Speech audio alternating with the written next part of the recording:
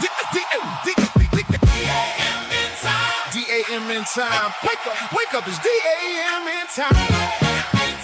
D.A.M.N time. Truth in the booth and the whole chat line. I walk in with the facts, no fluff in the bag. Hot coffee, cold truth, let me raise that flag. They came for the jokes, but they stayed for the lesson. I turn headlines into business confessions. I don't do fake, I don't tap dance nice. I say what I said, then I say it twice. If the world gone crazy, I'm the morning alarm. With a mic in my hand and some smoke in my palm. Say D.A.M.N. D.A.M.N. Say it one more time. D.A.M.N. If the truth hit hard, let it ride. If the show got value, put some love inside. It's D.A.M.N. time. Everybody say it. D.A.M.N. time. Don't just replay it. D.A.M.N. We live in the chat. If the facts hit home, go and tap that tab. D.A.M.N. Hands in the sky, wake up, get smart, let the nonsense die. Tap that tap, drop that love. Shack going crazy when that truth show up. Tap that tap, drop that love. D.A.M.N. in the morning now, turn me up.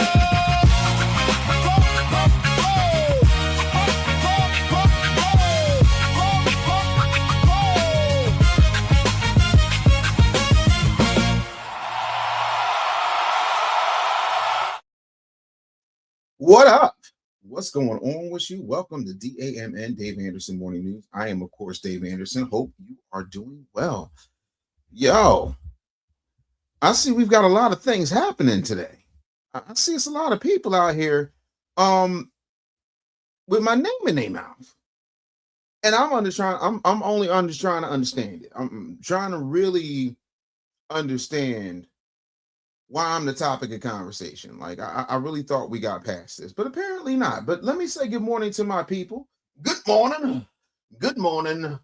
Good morning. And of course, we are broadcasting live on JaroGO. Make sure you stay with our people over at JaroGO. If you have not downloaded that foundational Black American app called JaroGO, I suggest you do so. It is doctor prescribed. Yes, indeed. Yes, indeed. Yes, indeed. Woo! Well, why people try to call me while I'm on the air? Why? Let me know where you're checking in from, party people. We got a lot of show to get to, but I've got some breaking news. I have got some breaking news. My mic sounds nice. Check one, check one, check two. Want to make sure we are sounding good. You can hear me all right. Let me know where you're checking in from. This morning, just this morning, I received a text, and I could not believe what I heard. Ladies and gentlemen, I don't even know how to tell y'all this, but apparently T.I., David Banner, Juicy J have just dropped a banger. Yes, they did. And I am going to play you a clip from the video. Why? Because I love you. This is what we do. Let me get this video up for y'all. Oh, Lord have mercy. Now I gotta convert it. God damn you, David Banner. Now I gotta go convert this damn video. So we're gonna get to that in just a little bit. But let me check in with my people. Let me see here. My man Albie Chill is in the building. What's good, Albie Chill? He says, Gave it away. morning, D.A.M.N. Nation. What it do? Thank you for the $4.99 super chat. What's happening out here? I see Mika's in the building. What up? What up? What up, Meek? What up? Oh, you already heard that joint? The one Mr. Ham said, it is fire. Listen, that thing crazy. It is absolutely crazy. And y'all got to see this. Let me hurry up and go ahead and convert this thing for y'all real quick. Let me pull it up for y'all. Now, I got to tell y'all, I have been minding my foundational Black American business. Yet and still and yet. People I ain't never seen, never heard of happen to have things to say about me. And what I want to do today is simply set the record straight, because I understand that there's some people out here who, they might have seen me in the streets, but shorty, you don't know me. And what's bothersome is that these folks continue to talk about what I'm doing, what I did, what they think I did, what it means, who that is. That's just my baby daddy. And it's like, how about no? How about no? And the bass keeps running, running, and running, running, and running, running, and the funny thing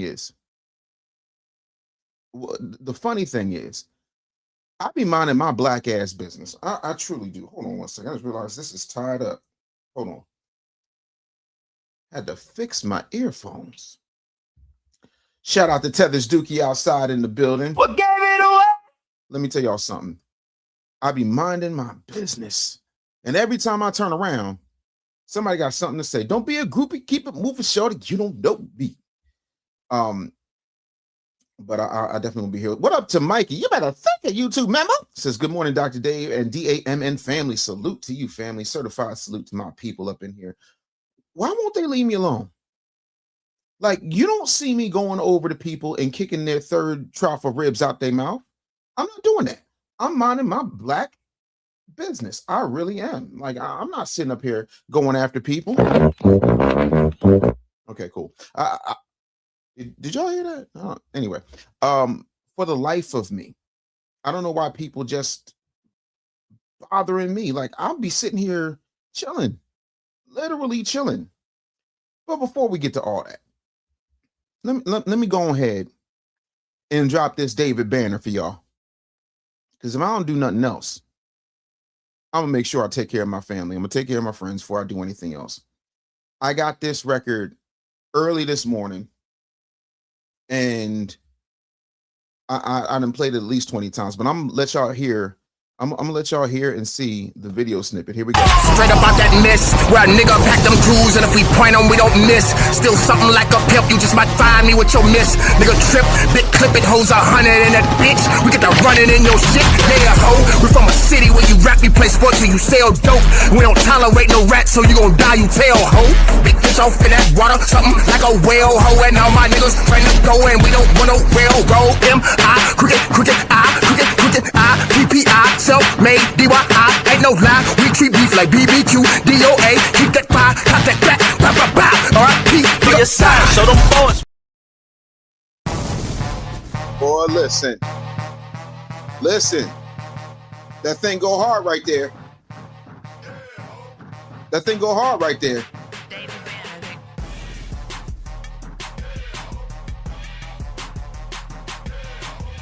It's a great day to be me, don't you agree? Ain't nothing like some Southern foundational Black American music to get your day going.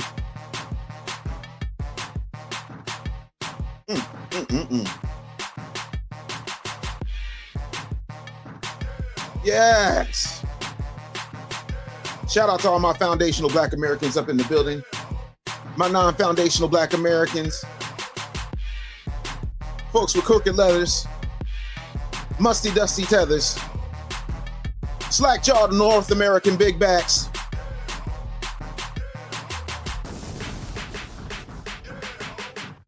Shout out to my boy KLC from Beats by the Pound, and of course David Banner did that beat. Right 2401 said that music would give me a headache because I'm 74 years young. Listen. I understand. Let me turn it down for my elders. Hopefully that's better for you. Sorry about that, ma'am. I ain't mean to rattle your cage, but we got a lot of stuff to handle today. Senor Dube 9025 says, just found out you exist. Stay great, sir. I do appreciate it. I have been under the assumption that I exist quite some time now. I didn't turn the light all the way off. Lights out. Y'all would think I would have this mastered by now, but nope. Of course not. That'd be too much like right? I'm not doing. Is that good? I think we're good right there, right? Let me tell y'all something. We got a lot of stuff to get to. But even before I get into that, I'm trying to understand from y'all, because I'm not above accountability, unlike a lot of people. I'm not above correction, unlike a lot of people. What I'm not with is nitwits lying on me. Oh my God. I got a thing about nitwits lying on me. I got a thing about loudmouths. I just do not understand. Dr. Anderson is in here minding his foundationally black owned business. Hold on one second. I'm showing too much chesticle. Why are you bothering me? Then you talking greasy, talking about see, my foundational black American wife needed a question answered, so I'm answering it. Forgive me. Yeah. FYI, I already gave her your number, so tell her feel free to call you whenever. All right. Yeah. But let me tell y'all something.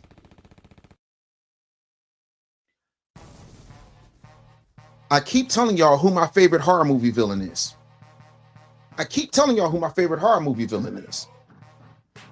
I had an opportunity to speak to the gentleman who became my favorite horror movie villain.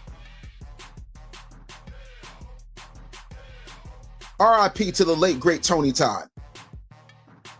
I loved Candyman for two reasons. Number one, that foundational black American man said, I'm cool as long as you don't keep my name in your mouth. But if you invoke my name 5 times, like Booker T, 5 times, you gonna catch this here spinneroonie and you gonna be my victim. Oh my God. So apparently, I gotta put somebody else on the hook hand. Apparently, I have to sit up here and exercise my right to dog walk. Oh my God. Why won't you leave me alone? I never even heard of you.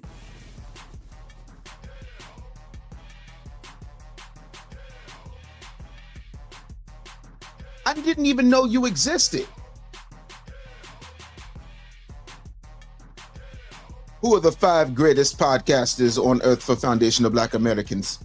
Dylan, and Dylan, because I spit out fire. Neff is in the building. What up, Neff? You better thank you, YouTube member. All right, so let me set the table. Let me set the table, because what I don't want to have happen is doing things that are beneath me. Because I know there's some of y'all who think I can be petty.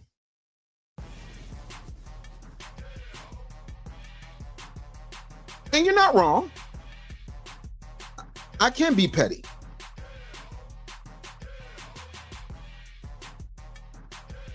I'm not gonna lie. Sorry, this beat goes so damn hard. Shout out to the good brother David Banner. Yeah, and yeah. Should I tell y'all now? Wednesday, David Banner will be on the show. And we're gonna talk all things music, hip hop, foundational black American culture, this album, absolutely everything in our 25-year friendship. So I wanted to make that abundantly clear. Now, you know what? I got to stack receipts. I almost forgot. Hold on one second, because I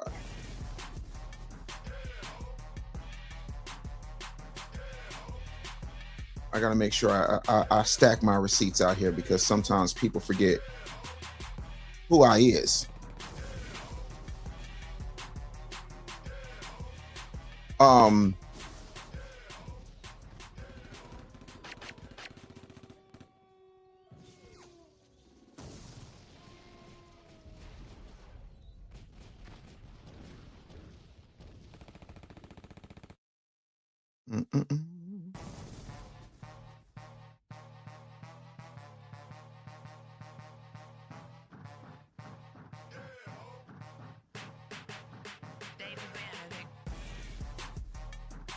Thing goes so hard.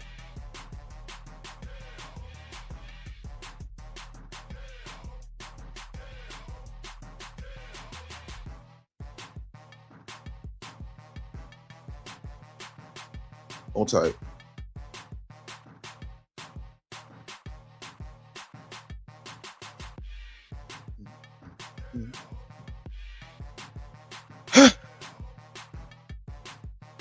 You know, it gets exhausting.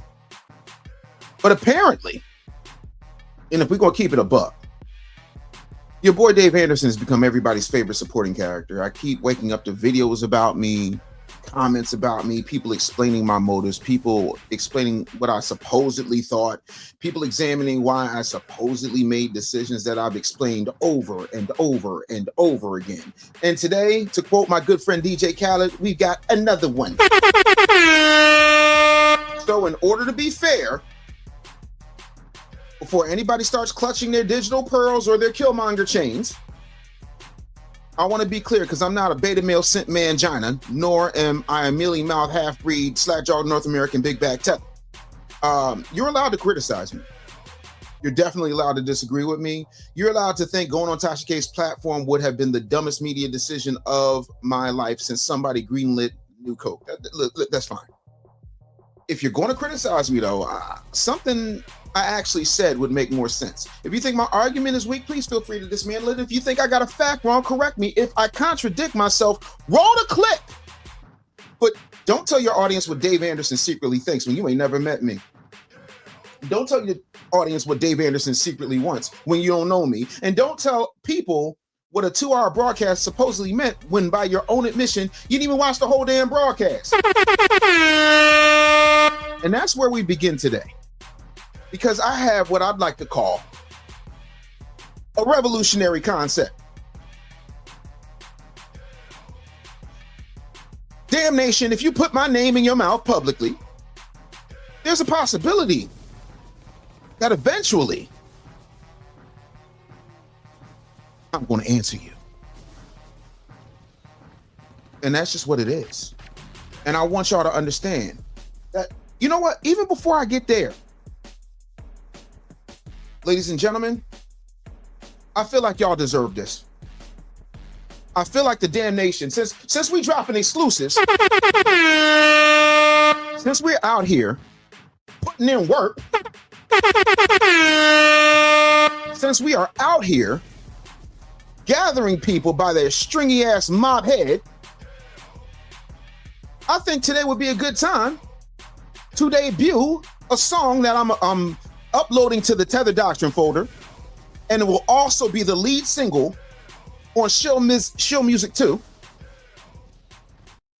Yes, ladies and gentlemen, I got a brand new song, and I think y'all gonna like it. Now, keep in mind that I'm an artist, and I'm sensitive about my shit. Ladies and gentlemen, over the weekend, right? I took my kid out. We went to the bouncy house and whatnot, did the whole face paint thing, you know, doing the family thing. And it came to me that I keep saying the same thing over and over and over again for the past couple of weeks. I keep saying it, and people just don't seem to get the message. But let me see here. Hold on one second. I got some super chats. The Iceman with the $2 super chat. You better thank a YouTube member. Says Merry Magic Monday, mofos. Hashtag 305, hashtag B1, hashtag cut the check. Shout out to J18 for those 2 jewels, the silver star. I do appreciate y'all. I have been saying one thing and one thing over and over and over. Listen, you better look, Mika, talk your shit. Mika said, only one half breed's your friend. Hashtag get the Clippers. Hashtag go Dave. So ladies and gentlemen, I came back into here.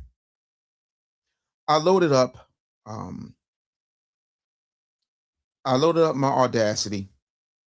I loaded up the 808, and your boy got busy. And again, I think this shit hot, but I want y'all to tell me what y'all think. Ladies and gentlemen, I have a brand new record I'm dropping right now. This is a D.A.M.N exclusive.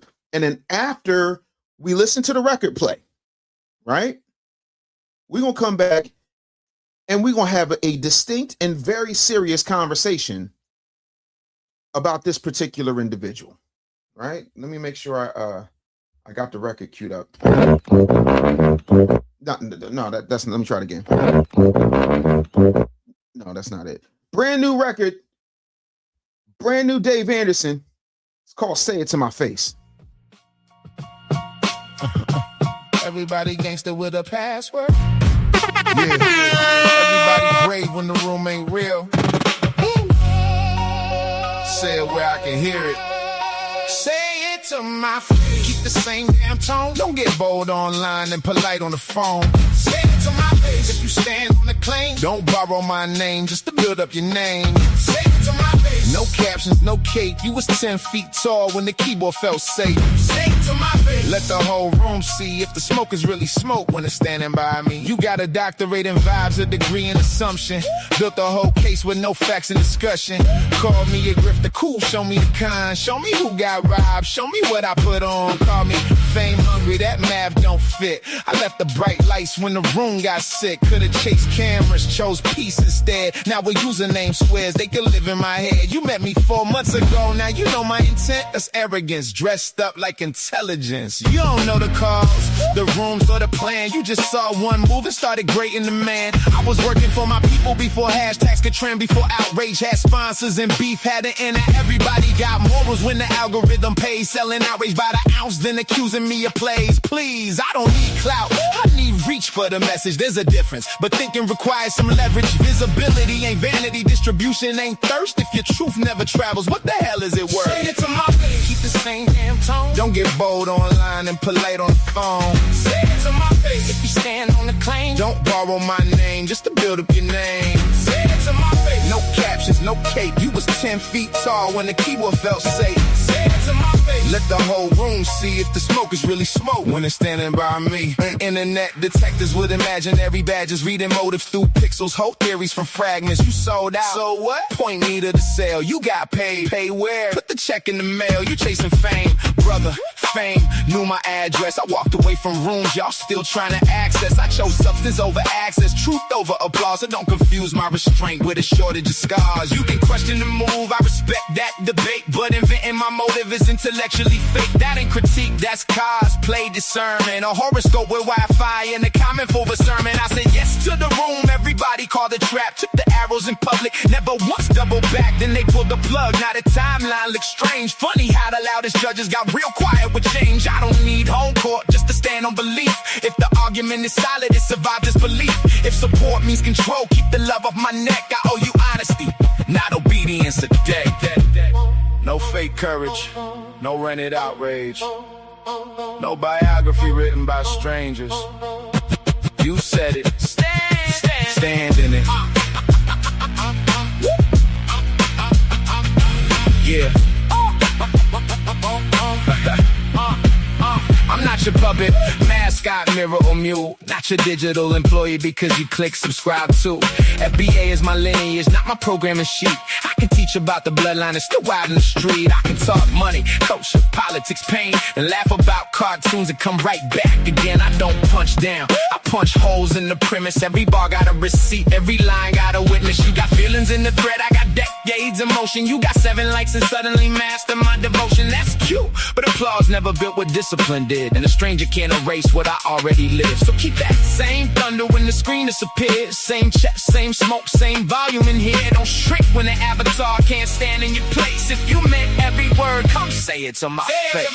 Keep the same damn tone. Don't get bold online and polite on the phone. Say it to my face. If you stand on the claim, don't borrow my name just to build up your name. Say it to my face. No caps, no cape. You was 10 feet tall when the keyboard felt safe. Say it to my face. Let the whole room see if the smoke is really smoke when it's standing by me. Keyboard courage gets real quiet in person. Say it to my face. Yeah. Damn. Everybody gangster with a password.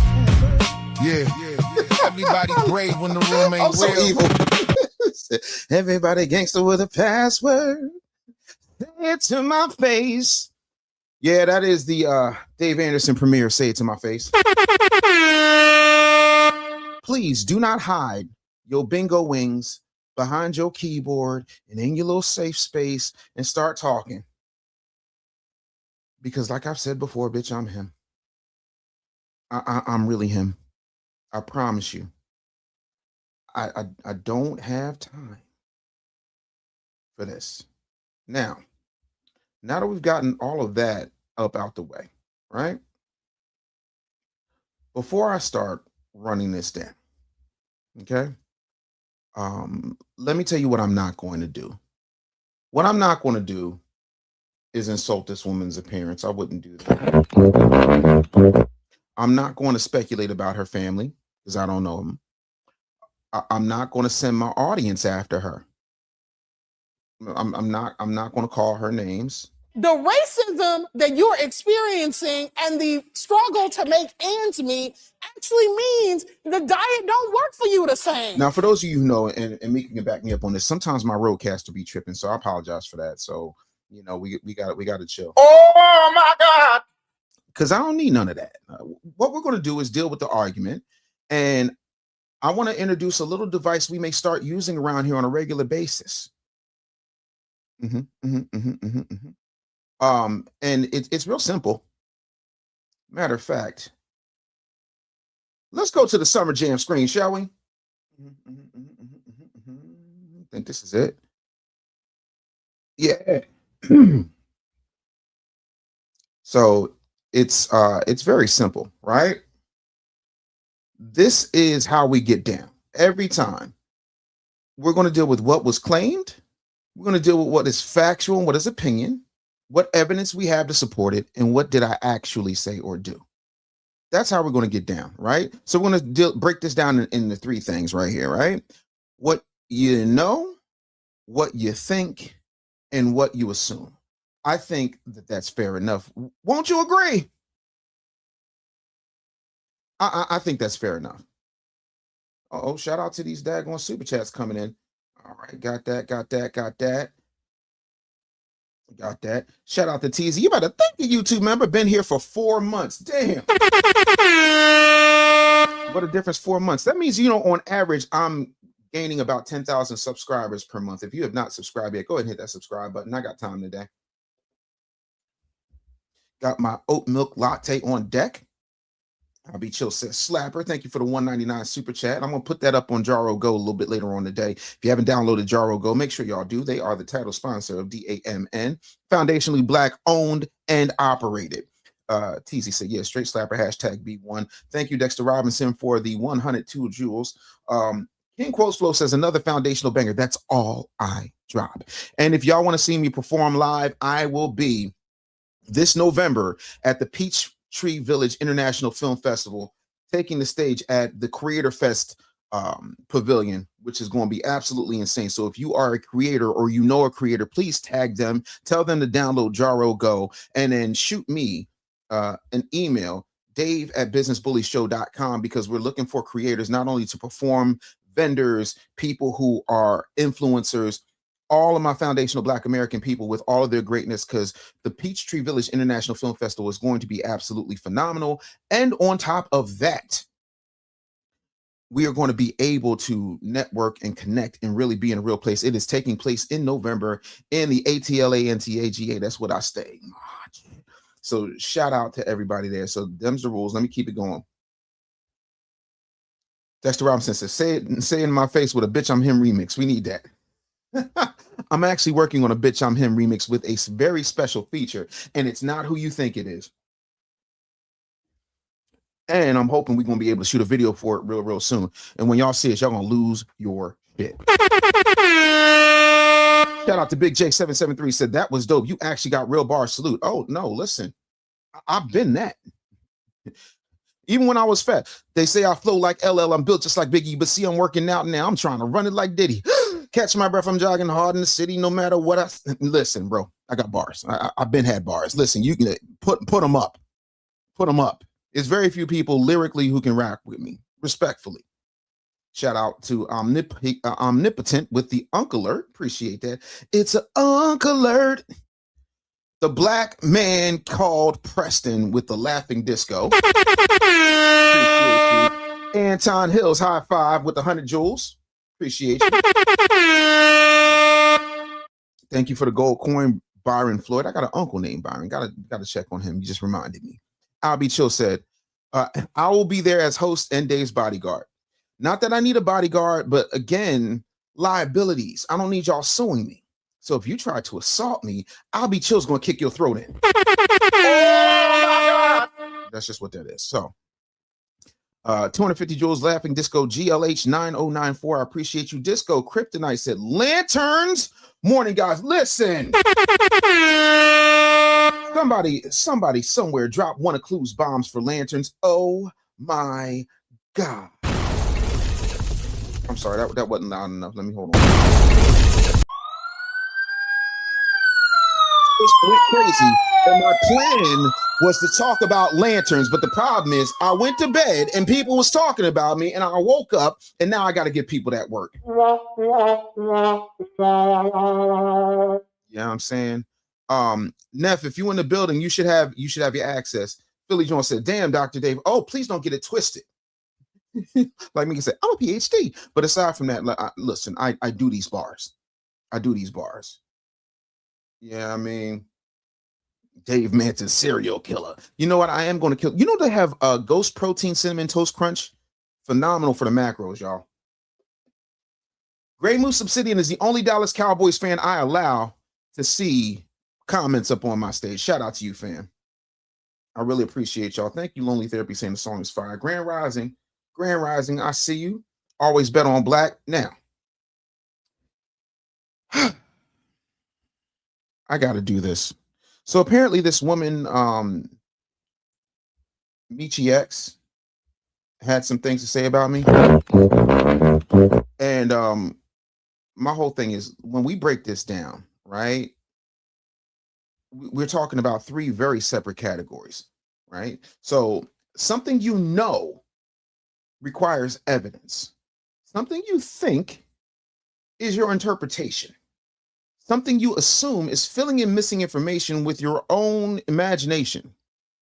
Come with me and we'll be in a world of pure speculation. I almost said something, but I'm trying to be better. I'm stopping myself, right? And a whole lot of internet commentary gets thrown in there because people turn around and they turn assumption into fact without realizing that they done crossed the street. So every time we play a clip today, we're going to ask, what does she know? What does she think? And what is she assuming? All right. So let's get this queued up. Oh, we're gonna take our I'm gonna take my time. You gonna get work before I'm gonna take it slow. And we're gonna run this down. So let's go over to our first section, which is around. Let's run it back just a couple of seconds. Want to make sure y'all can hear this. It's funny because when I saw his first video, I just had to throw this out there. It seemed like he thought that Tasha wanted to just interview him. He was so happy, and he was like, you know, Tasha wants me to come over there. I'm gonna talk about whatever and this and that and blah blah blah blah blah. And I'm thinking to myself, did he not know it was a panel? You wasn't talking to Tasha about you. You was gonna talk to all of us. You'd have been on the panel talking to me too, bro.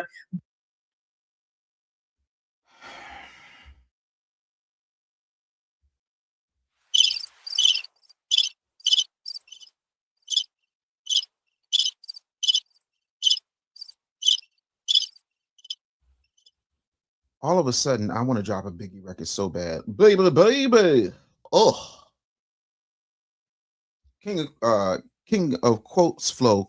King Quotes Flow with the $2 says, another foundational banger. Appreciate you. Always bet on black says, Dr. Dave, you are like that. And that's the way it is. Yeah, let me see here. Andaria, I probably messed up your name. Third Eye Watching says, love your music, your vocals, and your rap style. Say it to my face. I'm like, nah. Yeah, nah. Listen, one thing I'm always going to do is hit y'all with some of that. And my whole thing is,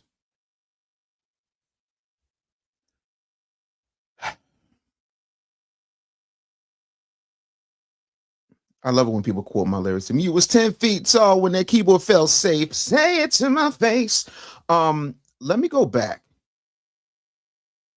Let me go back because I need to make sure I heard what I heard. Let's go back to 353 and we're going to stop at 414. Let's go ahead and do that. Let me canceled on him. And it's funny because when I saw his first video, I just had to throw this out there. It seemed like he thought that Tasha wanted to just interview him. He was so happy. And he was like, you know, Tasha wants me to come over there. I'm gonna talk about whatever and this and that and blah, blah, blah, blah, blah. And I'm thinking to myself, did he not know it was a panel? You wasn't talking to Tasha about you. You was gonna talk to all of us. You'd have been on the panel talking to me too, bro. First things first, right? I'm not your bruh. I don't know you, sis. If I can call you sis, I don't know how you identify. Secondly, I never said, oh, we're going to talk about blah, blah, blah. I don't talk like that. You've never heard me speak that way, right? And I keep hearing, it seems like he thought, stop. Ladies and gentlemen, that is not evidence. That is interpretation. She said it seemed like I believed Tasha was simply inviting me over for a one-on-one interview. Then she proceeds to ask, did he not know it was a panel? Did he not know it was a panel? It was gonna be on a panel with all of us, and he was gonna be talking to me, bruh.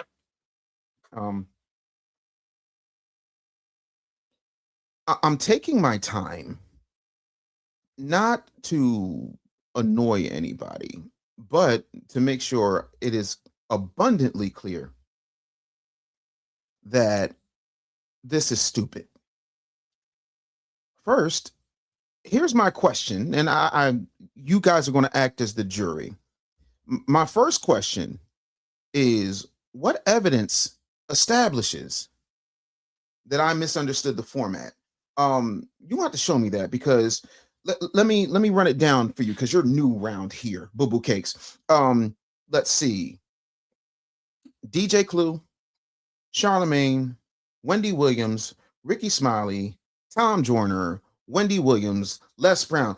That's 7. Out of that 7, 5 are Hall of Famers.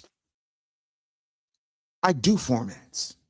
I know the difference between a one-on-one interview and a panel discussion. Now, I did say I was going over there, and what I was going to say was this and that and that and this. I never once said I was going to be the only one.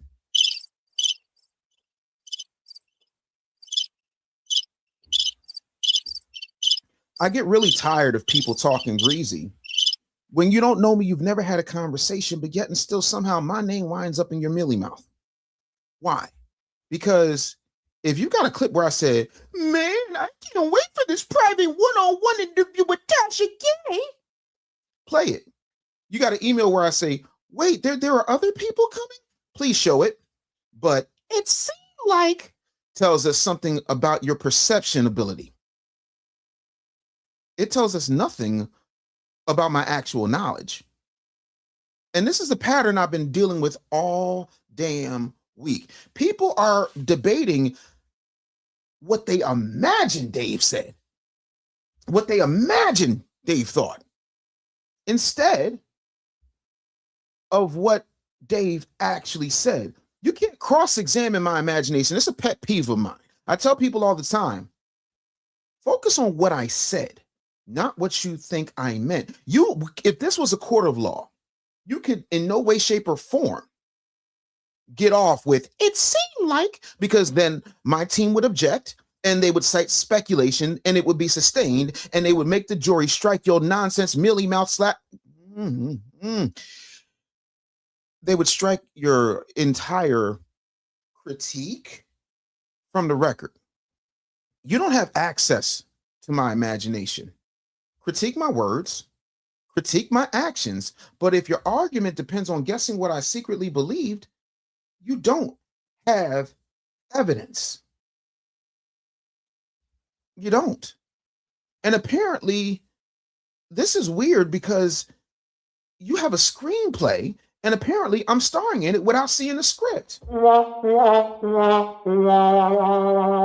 me break down because we done got some super chats up in here. Let me see here. DB Smooth said, "How about them Cowboys, man? If you don't go on somewhere." Omnipotent with the $10 super chat said, "Metacognition is a skill severely lacking in some individuals, especially shills." Oh my God! You're not lying. You're not lying. Thank you so much for the $10 super chat. Let's see here. Drop Zone Unlimited with the Uncle Alert. Appreciate it. Uncle Dave loves you right back. The Drop Zone says, "She been stalking hamburgers and Tariq. Be careful." Oh my God! I didn't say that. I'm just reading the super chats. I'm doing my best to be respectful. I promise you I am. I'm trying to get there. Shout out to Your Highness. I see you. FBA Forever says her weave informed you of her imagination. I don't know if that's a weave. I think she might be a mixie. Is she a half breed? Is she a tragic mulatto? I don't know what. I don't. When I tell you I don't know this lady, I don't know this lady. What gave it away? Shout out to Aztec AZ with the 102 joules. Appreciate it. Black Panther symbiote. Oh, that would be absolutely insane. I love the avatar, by the way. Said she need to stalk a weekly 5K run.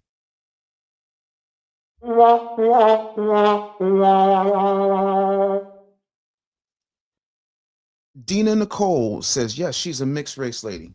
Somebody said, be careful, she's going to use you for views. But no. Here's what I don't get, right?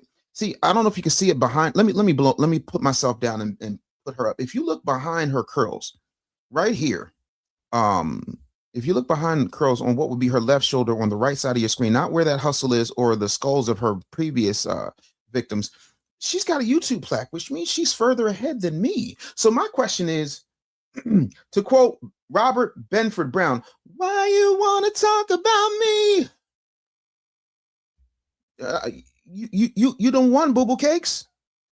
You done won. Why are you worrying about Dave? Oh, I think we know why. Do y'all know why she's worrying about Dave? Do y'all know why she's worrying about this guy right here? It's very simple actually. I done figured it out. I thought it was for some other reason, but the truth of the matter is, I didn't crack the code. I didn't figured it out. So I'm gonna just help y'all out real quick while this loads. Uh-oh. You have to get rid of something here. Okay, don't need that right now. Definitely don't need any of this. Let me get rid of what I'm not going to use. Let me go ahead and drop that off. I think I done figured it out. What it is that these folks know the truth that you guys have come to know over the past 4 months. Shout out to Dexter Robinson with the $4.99 super chat. Says Mishi smashes 40 ounces of malt liquor like a thirsty 13-year-old on a kiwi strawberry Capri Sun. Jesus Christ, what is wrong? Oh my God! Damn, y'all gotta be nice. Y'all gotta be nice. We're being respectful today. Hoodoo Vibes of Joe Virgo said that's the same female that had a back and forth with Tariq for years. So I'm catching strays because she's got a beef with Tariq. I'm so confused. I really am. I don't know how this continues to happen. Let's see here. Teasy says with the 199 super chat, I'll shine her forehead for a nickel. Hashtag Yamp. That's wild. That is absolutely wild. Let me see here. All right. That's not happening right now. Hold on. Real quick, y'all.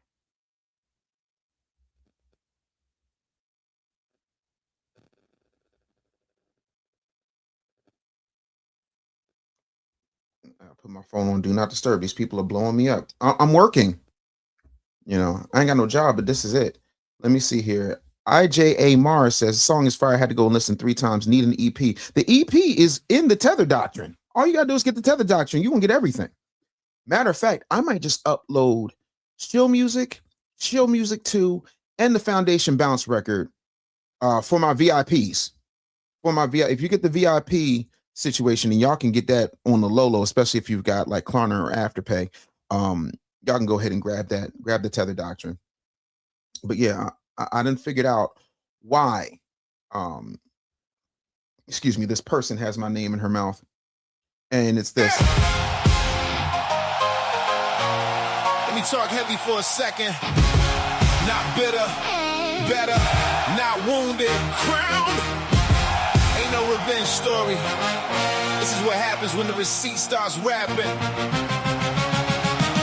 Turn it up. Bitch, I'm him. Say with your chest, I'm him. Walked through hell, came back trimmed. Lost 300, gained 10 million in vision. You fumble once, don't spin. Half front row, couldn't see the win. Everybody counted me out, I counted again.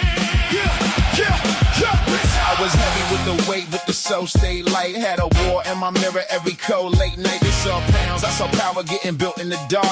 God carved my name with a knife in the bark. I've been broke with a brain full of Fortune 500. Had friends act strange when the blessings started running. Lovers turned judges, colleagues turned fake. Same hands I fed, had a fork in my plate. But I still built brands with the wolves at the door. Turned pain into payroll, turned scars into tours.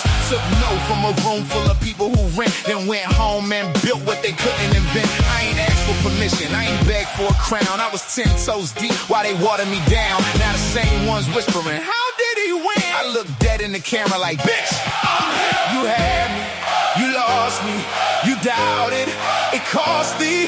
You laughed when the lights got dim. Now the whole room screaming, bitch, I'm... Anyway, we must stay focused, my brothers and sisters. We must stay focused. Let me see here. Thank you for the sparkles, Tonya 1202. If it's Tania, forgive me.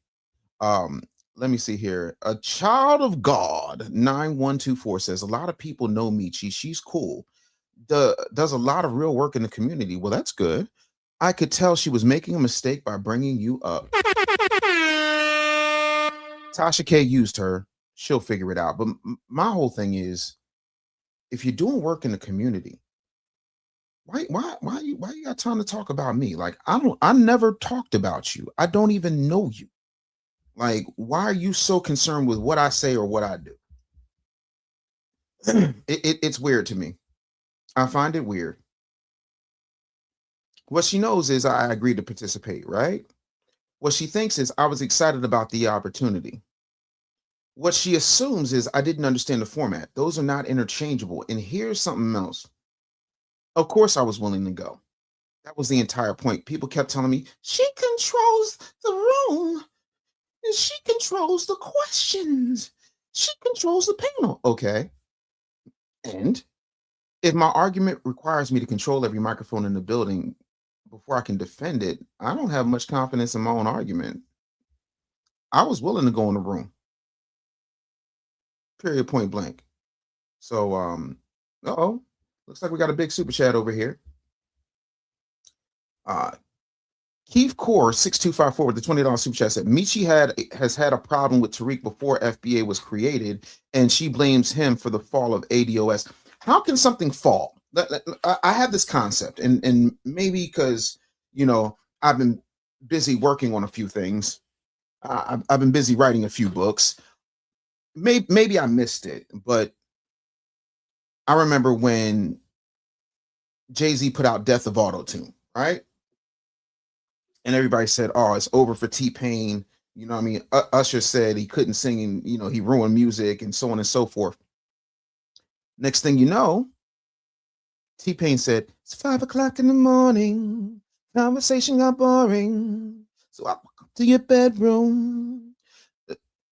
All it takes is for you to make a hit. And shout out to the good sister, Yvette Carnell. I got no beef with Yvette Carnell whatsoever. I've never met the sister. I think she's brilliant. There's a lot of things that she says that I agree with. And there's a lot of things that I think are below bar and, beneath the cause, because we all want reparations. I don't think a candle loses anything by lighting another one.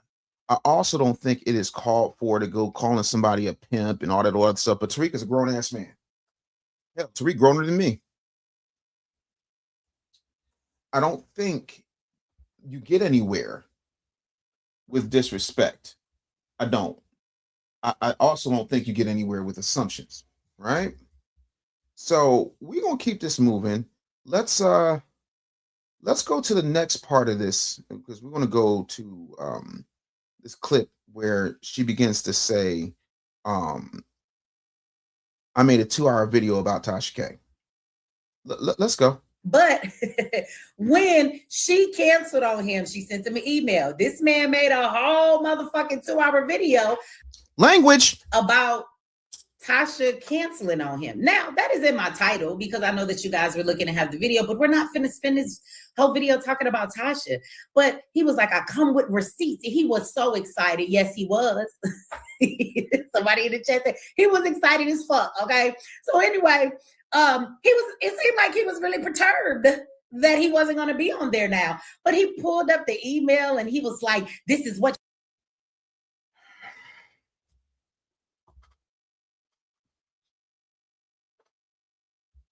family. I don't know why. I don't know why they won't leave me alone. I don't get it. Shout out to the Drop Zone Unlimited with the $5 super chat. Said that Muslim clout chasing sloppy Joe shake drinking fraud. She ran with Grandmaster Jay, who is a fed. Oh my God. Again, I'm just reading the super chats. I'm minding my black ass foundational Black American business. I can neither confirm nor deny that. So this is the part where she says, this man made a whole 2-hour video about Tasha K canceling on him. No, let's be accurate. I made a D.A.M.N broadcast addressing an entire controversy that had became bigger than one canceled appearance.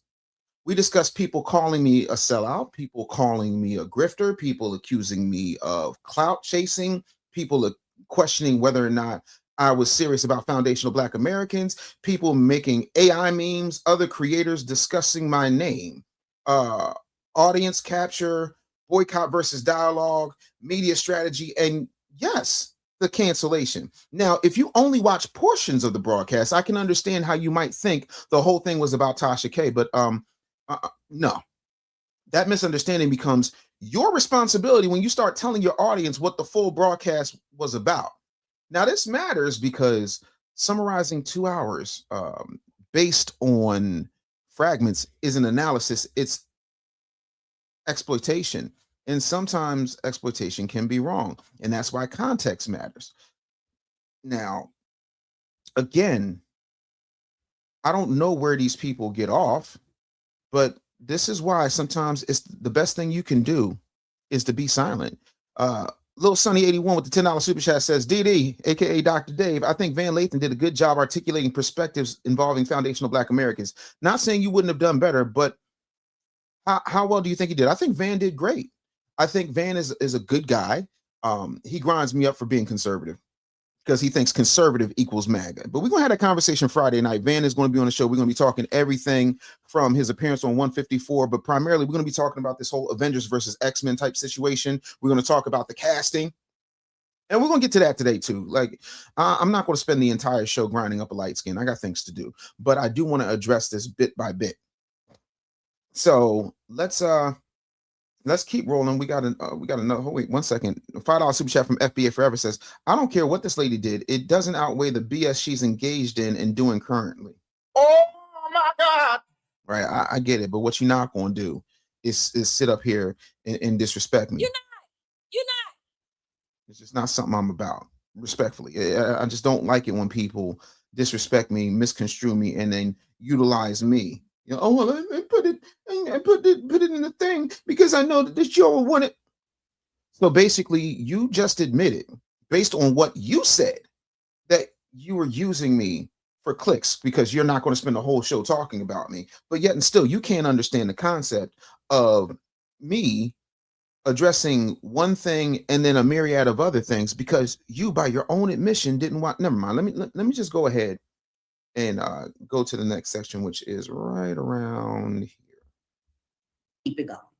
So, I mean, what's wrong with that? But that man, Dave, he got on his platform and made it seem like she was running from him. And I knew she wasn't going to do that. That nigga talk. I did not watch the whole thing for over 2 hours. I was an hour in and he was still talking about Tasha K and how she canceled on him because she didn't want this smoke. Like, y'all too grown. You, Dave, you're a grown-ass man and you're way too grown to be running around here acting like this. You really are. Y'all niggas be so tickled pink over the stuff.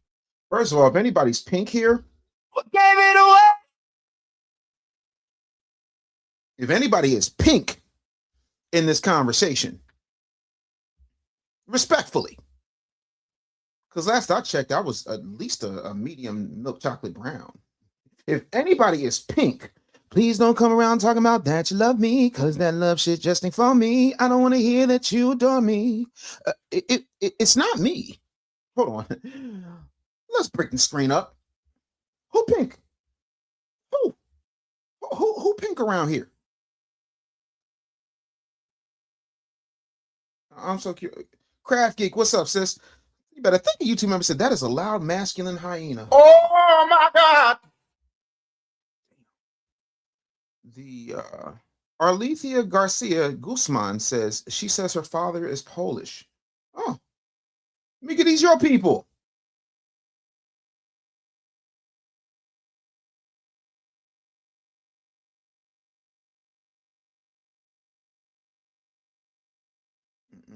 Marquise Jeter said you should see her body, but anyway, what happened with Godfrey? We are still waiting to get confirmation from Godfrey. We'll see when it happens. Not really worried about it because, contrary to public opinion and pink person belief, I am not a clout chaser. It ain't bothering me none.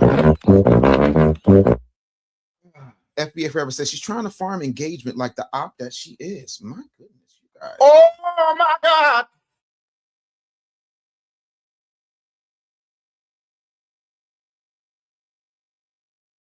First class citizen said a guy wearing a bob, Dave. Oh my God.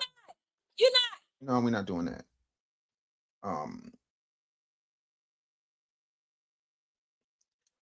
J18 says she used to be in the crew with Vicky Dillard. Shout out to my good sister Vicky Dillard. Love Vicky Dillard.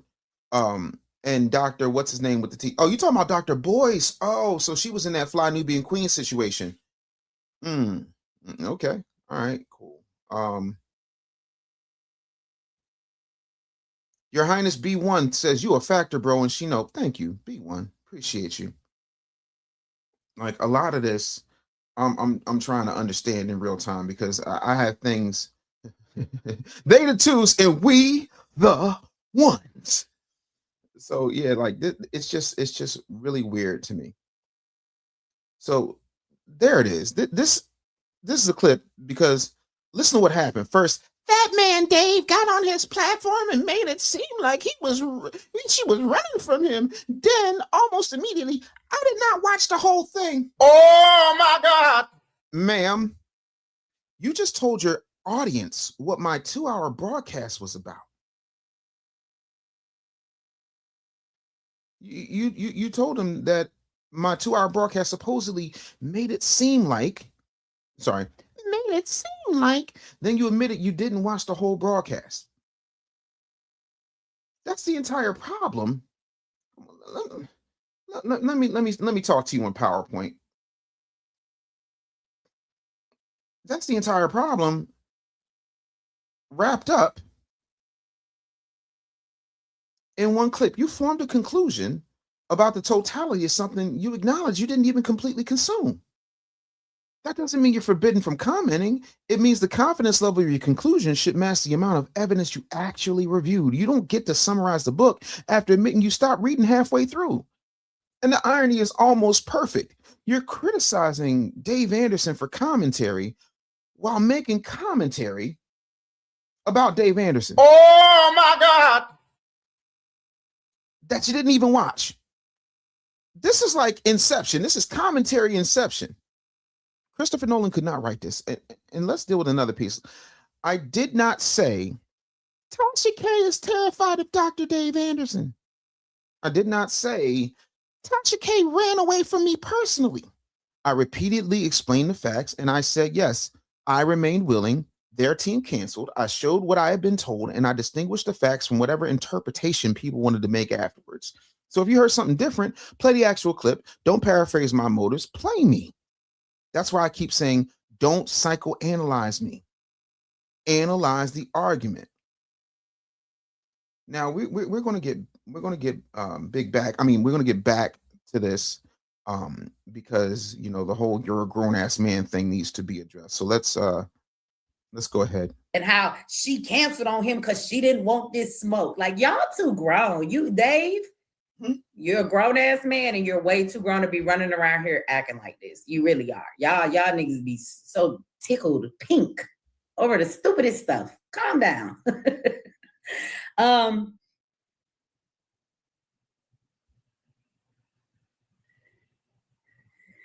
Somebody said, I'm sorry. Acting. You're too grown to be running around here acting like this. At least I run. Sorry, y'all. My AUDHD NAACP be kicking in sometimes. I'm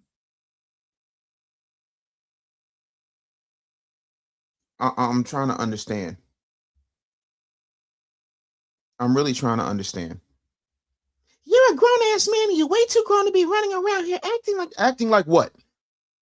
That's not rhetorical. What specific behavior are we criticizing? Responding publicly when people publicly discuss me? You're literally creating content about Dave Anderson while creating content and criticizing Dave Anderson for creating content about the controversy involving Dave Anderson. Hold on. Maybe I said that too fast. All I did was respond publicly when people were publicly discussing me. This is the whole Candyman concept.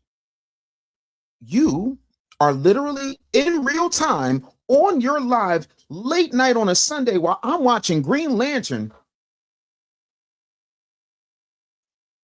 creating content about Dave Anderson while critiquing Dave Anderson for creating content about the controversy involving Dave Anderson. So controversy becomes immature when I do it, and it's somehow programming when you do it. Got it. Help me understand the rule, because you're too grown to act like this. Sounds powerful until somebody asks, act like what specifically? If the answer is, you responded to criticism. Well, welcome to commentary media, boo-boo cakes. What gave it away? If I insulted somebody personally, show it. If I threatened somebody, show it. If I lied, show it. If I misrepresented a quote, show it. But adulthood does not require silence. And by the way, last I checked, I ain't never been in the same room with you. I've never even breathed your air. You're not in my bed with me because you damn sure ain't Mrs. Anderson. So I'm trying to understand why you think I answer to you in any way, shape, or form. Oh my God. Adulthood does not require silence. Disagreement don't become magically childish because Dave Anderson participates in it. That's not an argument. That's a character judgment replacing an argument. And I need smarter criticism than that. I'm trying to understand. Just Jazzy, you better thank a YouTube member says mulattoism is on the rise. Oh my God. It's tragic. It's absolutely tragic. Art Game Stone, shout out to you, big homie, says the truth is Tasha K. No, we're going to take her live over with facts and receipts, and they knew people like Michi backing Tasha would make her look worse and give her the floor to a bigger audience. I got to pull something up because people like to sit up here and say things that I never said, do things that I never did. And I'm really not a fan of that. I promise you I'm not. I am a big fan of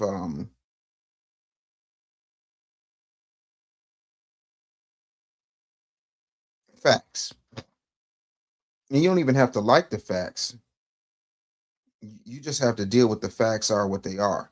And I saw this one clip on a Donkey Tooth Tethers YouTube, and I'm going to play it for you because what you don't seem to understand, probably because you didn't stick around long enough. I don't know if it just got hot in there. I don't know what else you had to do because you spent so much time minding my business that you might have missed this. And I want to make sure that you are able to understand in real time what happened. So I'm going to pull this clip up, and then we're going to come back to you. I'm taking my time today. I really am. Because a lot of people need to understand what happened here. This has been all over the news. I believe it. See, you gonna get me to lie. See, come on. Who said this week that Chris Brown is better than Michael Jackson on their show? I had to delete my social media this week because my notifications was just going off too much. Break.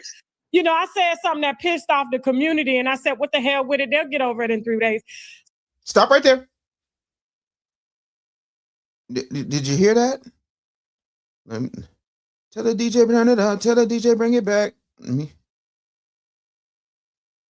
So yeah, you are the news. yeah. That's who do you the think hard it part is? about doing what I do. Right. Who do you think it is? Give me the names one more time. D.A.M.N. I went too far. Michael Jackson on their show. I had to delete my social media this week because my notifications was just going off too much. Break. You know, I said something that pissed off the community, and I said, "What the hell with it? They'll get over it in 3 days." I said, "What the hell with it?" I had to delete my social media because they'll get over it in 3 days. This is a stage 5 zest monster. Let's be clear. Why are you gay? He's showing chest zest. I hate y'all so much. Just too jazzy. You better thank the YouTube member said meatless taco.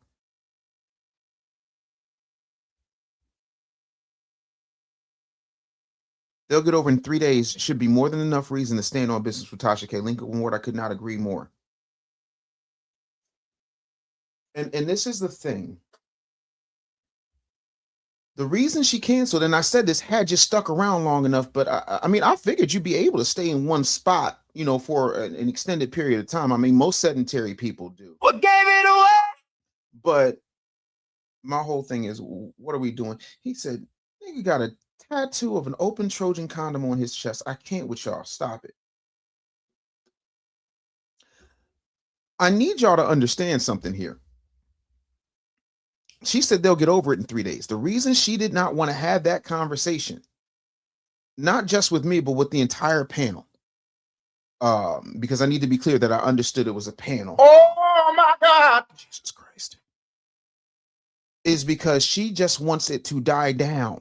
A lot of times when people piss off the foundational Black American community, too many of us are, you know, we get over it. The news cycle isn't there. Attention spans not being what they should be. Sometimes that is the problem. And so now that we understand that, we can come back over to you.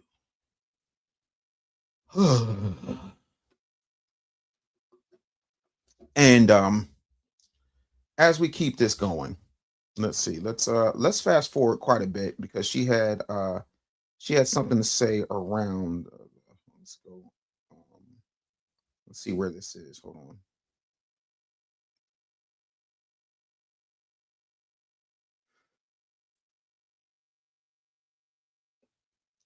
Matter of fact, I think, yeah, that to me is it's just weird. Let me get back over here real quick because I want to make sure that I'm not missing the actual statements here. Pull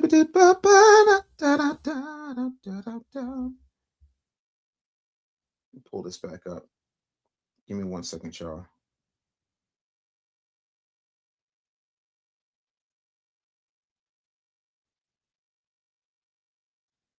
Yeah, I mean, to me that was about it.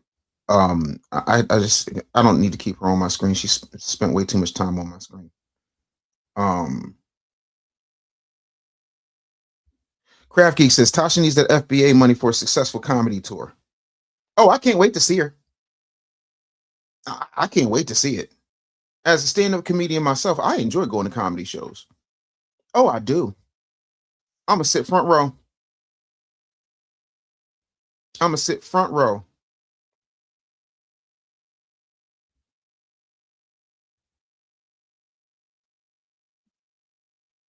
Said dude looked like a cheap cake soap rolling with bang. Oh my God. Not the bang. The bang. Oh. The Drop Zone Unlimited said Anton Raccoon Daniels is blacker than that porpoise back mayonnaise mommy. Jesus. What gave it away? Damn. Yeah, see, donkey mouth tethers are the go-to for people who know they speak badly on foundational Black Americans. M Extra had a WS on her platform and was throwing you ninja boulders 2.0. I can't with her. God, Jesus. Let's not forget Tasha K's 9th grade education. Okay, yeah, apparently she failed the 9th grade 3 times. That's wild. And again, I've never met Anton Daniels. I don't know the man. God bless that brother. He seems to be doing all right. Here's the thing for me. Like, I can't get past this whole nonsense. And for me, I don't ask for nothing other than respect. I really don't. I really don't.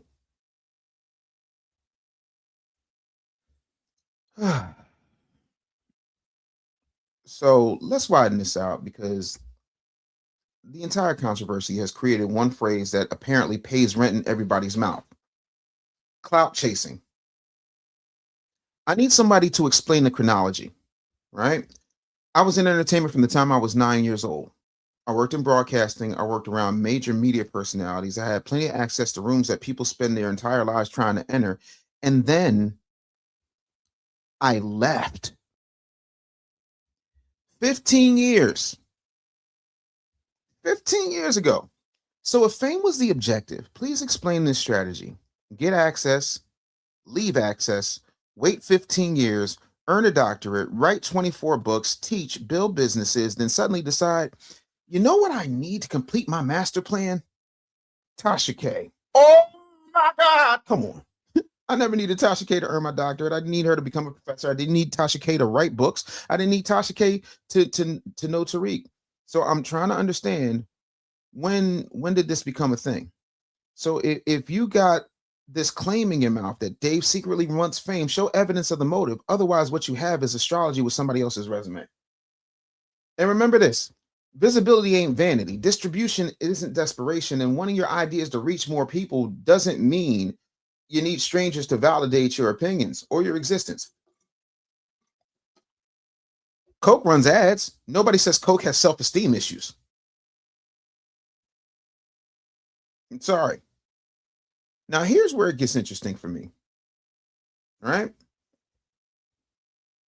If Dave appeared on somebody else's platform, automatically is equal to clout chasing. What do we call making a video using Dave's name? What gave it away? Nothing necessarily, because that's how media works. Creators discuss things people care about. Names create search interest.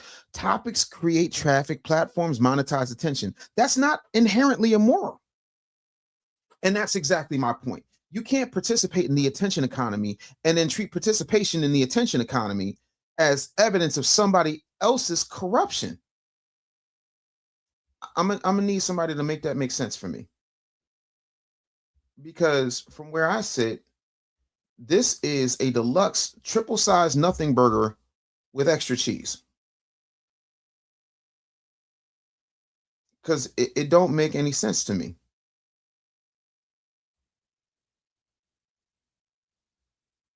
It really don't. And if we're gonna go all the way there, because this is much bigger than what's her name, Michi X. This is much bigger than Michi X, right? Because, and I mean, it's much bigger than Michi X. Another thing I keep hearing that's getting on my last ass nerve. And when I say that, take that with a grain of salt, because it doesn't really take it takes a whole lot to really get on my nerves. But another thing I keep hearing that's just insane to me is Dave is not our appointed representative. Oh, correct. Thank you, Jesus. Because I never applied. I don't know where the FBA HR department is. I don't want the dental plan. I have all my teeth. They're original. I never once said I spoke for every foundational Black American. There are millions of us, different politics, different religions, different personalities, different philosophies, different media strategies, different ideas about boycotting, different ideas about dialogue.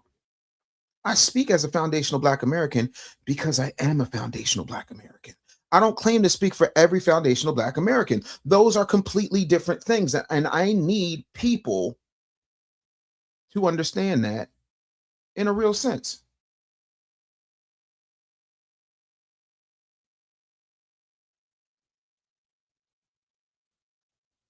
Seriously. So speaking as an FBA does not mean speaking for all FBAs. If somebody invites me into a conversation, let me say it again, a panel as a full-blooded FBA into a conversation that I accept, that's not an election. Nobody held any type of FBA papal conclave and white smoke came out and they said, Dave has been chosen as the Pope of Foundationals. I was asked to participate. I said yes. That's it. Now, this is another thing I want to settle. If another foundational Black American creator believes a boycott is the correct strategy, that's fine. If another creator believes nobody should ever appear on Tasha's platform, fine. If I believe there's value in that direct dialogue, also fine. We can disagree about tactics without anybody becoming a traitor. Black folk are not required to share one brain. Unity does not mean uniformity. It does not mean a hive mind. Bitch, I ain't Brainiac. So the second your definition of unity becomes everybody got to execute my preferred strategy, that ain't unity. That's compliance. And your boy don't get down like that. Period, point blank. But again, I keep trying to tell y'all, if you got a problem with Dave, I ain't hard to find. But give it away. I need y'all to be very clear about that. I ain't never ran, especially from a big back. I ain't never ran from anybody. I don't duck smoke. See, if Michi X had stuck around, she would see that me and OG 45 was hashing some stuff out. But did you miss? Oh yeah, you missed that. So ain't nobody bigger than the program. Not even me. However, around here, how'd that Addams Family song go? They do what they want to do, say how they want to say, live how they want to live, play how they want to play, dance how they want to dance, kick and no slap a friend.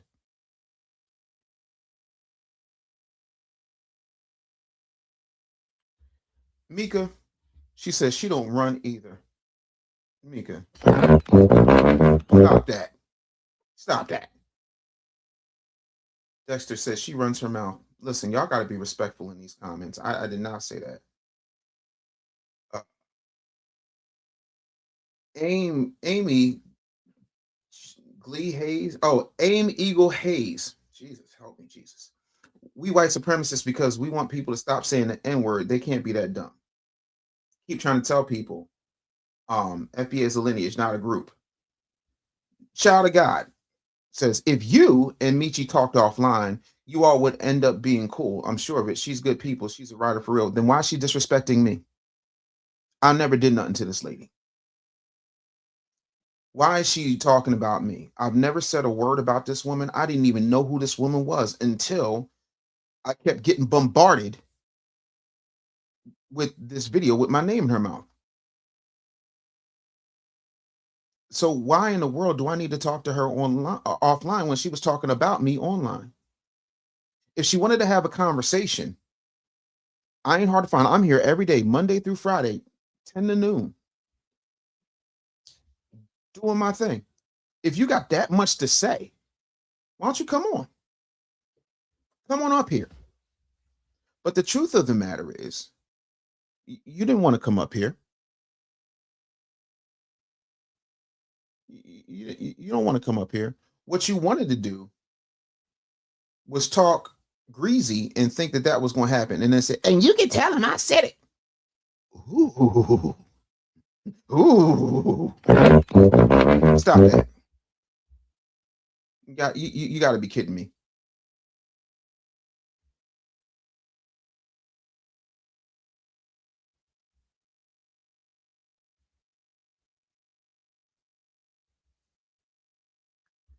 Yogi Fish retyped this because it says, "I'm actually Michi X with her commentary against you. That's so out of character with her past dialogue." But I don't understand. Sour Patch Ron said that soundbite is a classic. Oh, yeah, no. Dusty says, "I feel like she's lurking in the chat right now. Is there any type of seismic shift we can speak of? I'm not sure." FBA Forever, Child of God says, "I've seen her in small town fly over a country at a gym, going at public officials over a cop deletion. I've seen the STEM school she's part of. If that's not writing, what is? But disrespect is off code. Disagreement, sure. Disrespect, absolutely not. So, I mean, again, yeah, I don't know. Maybe it's my nature of being a follower of the way, but I do a lot of my alms in silence. If somebody asks me, I'll run receipts, but we're not going to do that. But again, I'm not trying to be funny, but if I'm clout chasing, apparently I am the clout because you're talking about me and I'm responding. But I need you to understand, if you never had my name in your jowls, you would not be the next contestant on my Summer Jam screen. You just wouldn't. Inventing motive is not going to happen.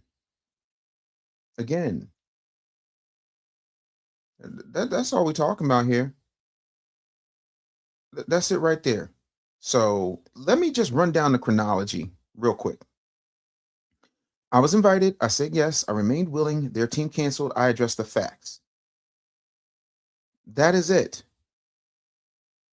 That is all. And I've already proven beyond a reasonable doubt there is a distinct difference between what she knows, and in this case, it's not much, what she thinks, and in this case, it's not much, and what she assumed, which just happens to be massive. That's it. So, what I want to do now, since we've gotten all that out of the way, is I want to remind y'all to go ahead and get the Tether Doctrine. It is available, and I am uploading all of the records, including Bitch I'm Him, which is already there, but Say It to My Face, which is a new banger I just released today. And you're going to be able to not only get that, but get the audio companion, because reading a doctoral thesis can be kind of it can be dry because it's a lot of procedure and so on and so forth. So what I want you to do is go ahead and go and get it now. Link.me/the business bully.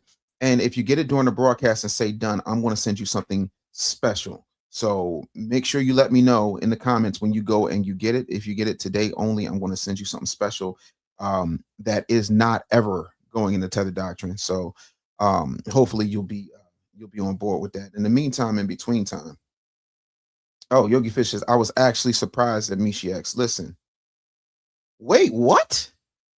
The real CMPLX says Michi, aka Tommy's Sotomayor side piece. Oh, okay. I'm gonna move on. Dave, Mika said, Dave, offer refreshments and snacks. She'll come. That's horrible.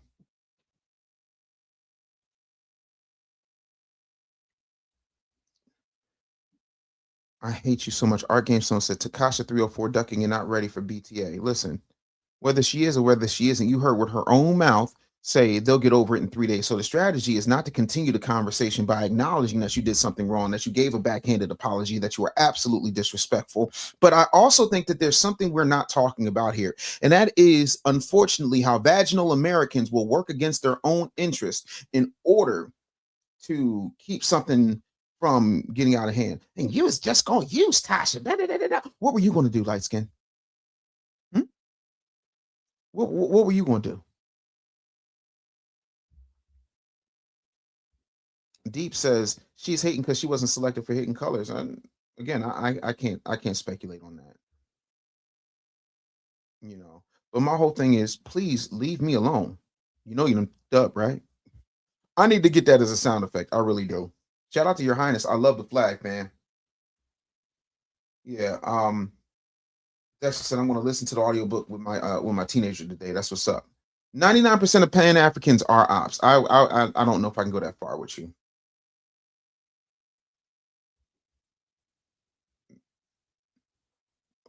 Child of God, what is it that you're talking about? I'm so confused.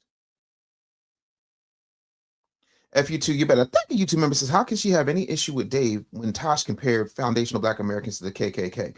Because again, and I can't say for sure, but to me, it seems as if it's more important to let somebody like that off the hook than it is to hold them accountable. See, accountability is a disease to a lot of people.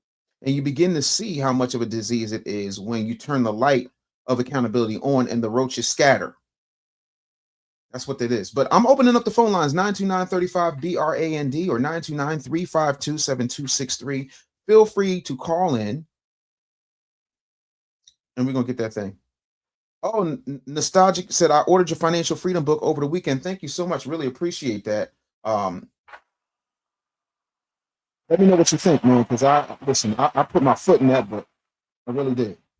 So I don't even know. FBA Forever says she did link up with Tommy allegedly. Again, I've never met Tommy Sotomayor at all. You know what I'm saying? Thanks, man. You better thank you, YouTube member said a side hoe to Tommy Soda Moisture. That's legendary to sync to. No, I'm listen, I'm not going to give that any credence. Right. This is where I am. Opal Ivy said Dave doesn't need to unite and come to some sort of treaty with Michi X. Michi X is divisive, negative, rude, disrespectful, and is not a team player, but a backstabber. I've never met this lady. Why am I even in the conversation?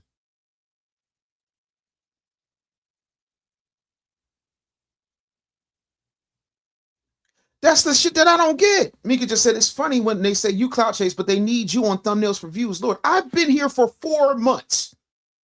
I've been here for 4 months. Because everybody kept saying, Dave, you need a show. Dave, you need a show. Dave, you need a show. So I took my black ass off the road. You can go ask my wife. My wife will tell you. I was on the road from the time I dropped the Real Black Agenda, which was April of 2025 until March of 2026. I never spent a full 5 days at home because I was on the road signing books, doing interviews, giving talks, promoting the Real Black Agenda, which if you had read it, and I'm happy to, if somebody gets me Michi X's email, I'm happy to give her a copy of the Real Black Agenda, probably audiobook. I'll send her an audiobook. Right. And she might stop halfway through, but halfway is more than enough to get where I'm going, especially when it comes to the reparations argument, how it needs to be structured, all that kind of good stuff. Right. And what I don't get is I've been here for 4 months. Y'all have been here for decades. But y'all are making thumbnails about me. And then when I respond, I'm clout chasing. You got to jump in his ass. I'm confused.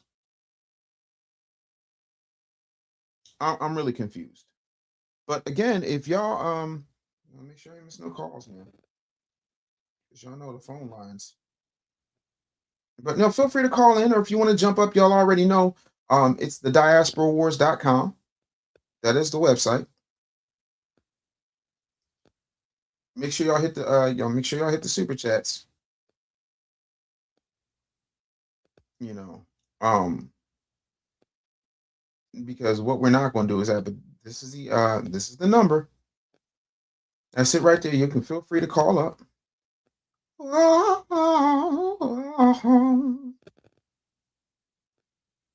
Yeah.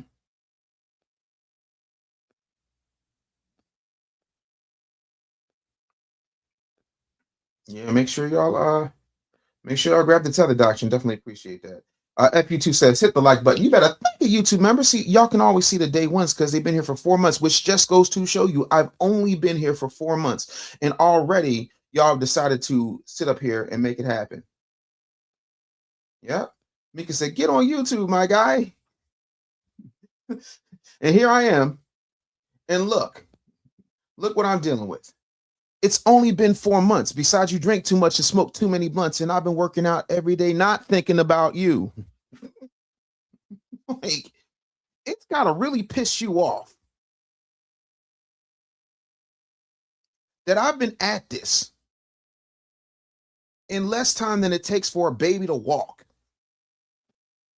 And I'm already past a lot of you Negroes. Michelle says Tasha K interviewed her a couple of years ago.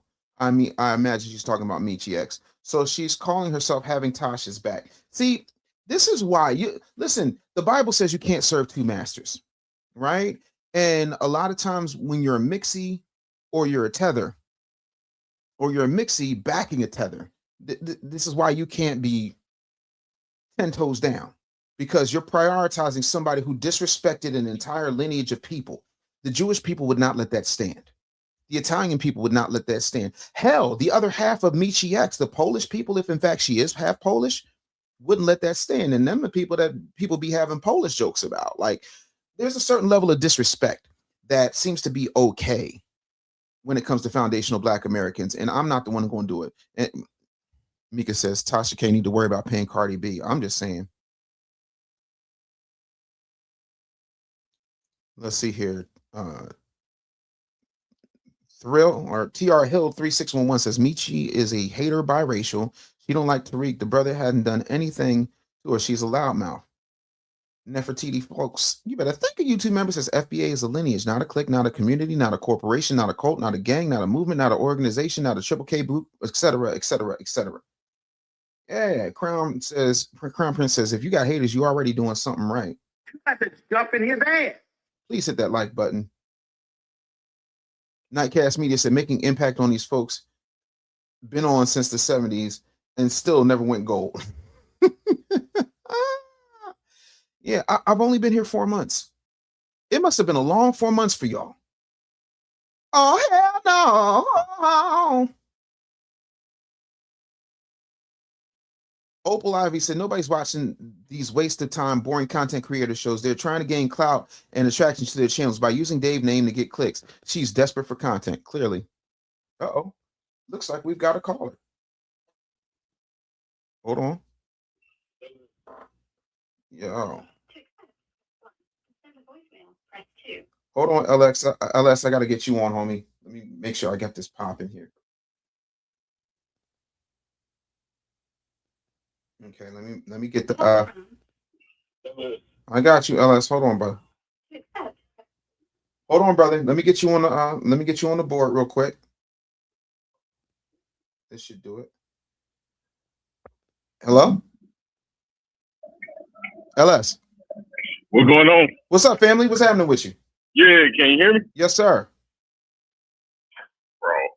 Hey, look, hey, you ever seen that hot sign on that Krispy Kreme? Yes, sir. The hot donuts now sign. Yes, sir.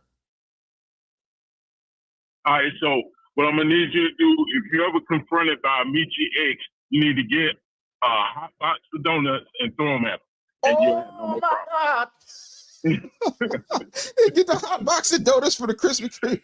Just run to the Krispy Kreme and just throw the hot box at her. That's right. Just go move out the. Y'all are She's gonna vanish. She gonna Your vanish. problems will be gone. Listen, I ain't got no problems, but I definitely appreciate the suggestion. Good brother. How's everything? Good? Man, I got to hit about 8 spots today, and the last one started at 9 at night. So yeah, we working. We get this money. I love that. You gotta go ahead and get that. Bruh, Gotta get that good green, homeboy. I ain't mad at you, man. I appreciate the love, fam. I'll talk to you in a minute. Yo, he said, just throw a box of hot Krispy Kreme at her. Jesus Christ, y'all people are diabolical. Sean said, with the $5 super chat said, I watched 2 months. Hey, Dave, what's happening, fam?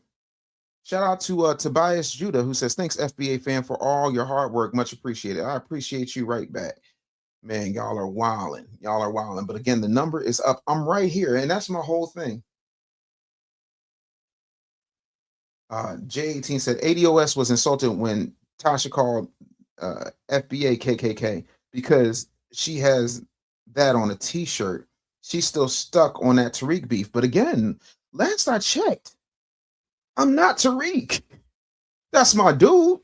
Love him to death.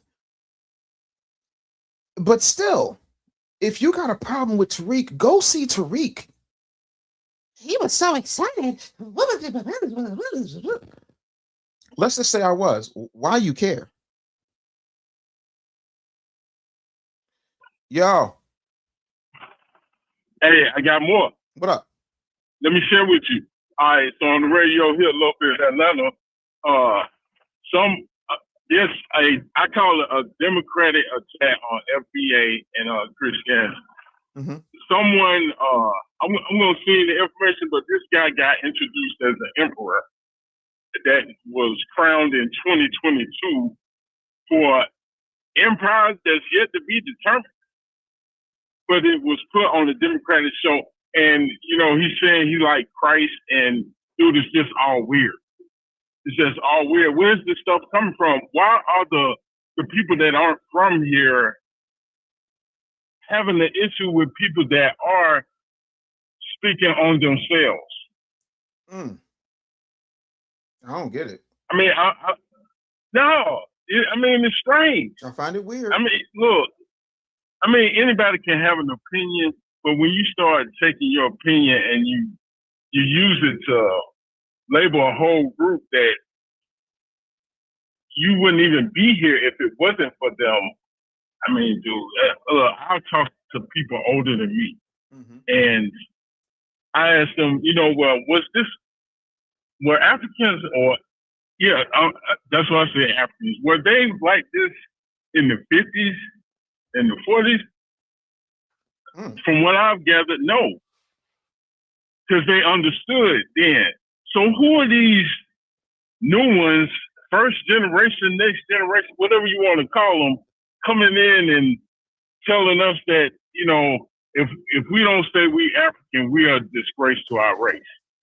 Yeah, that's a gaslighting tactic, because if we say we're Africans, then they can have claim to everything that we built and made this country and arguably the world great, because then also it diminishes our greatness. Because look at the Biafran War, look at what's happening with South Africa and the Nigerians who are there illegally, look at what's happening between the Igbo and the Yoruba, look at all of the things that are going down in 52 out of 54 countries that make up the continent of Africa.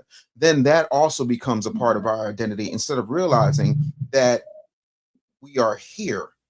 We have been here, and it is a statistical documented fact that a lot of us who were already here versus the 388 or 400,000 who came on a slave ship were automatically reclassified, because these white folks were doing all types of manifest destiny and eminent domain things in order to mix us all in. And then when you go back and you look at old drawings from way back, they all look like us.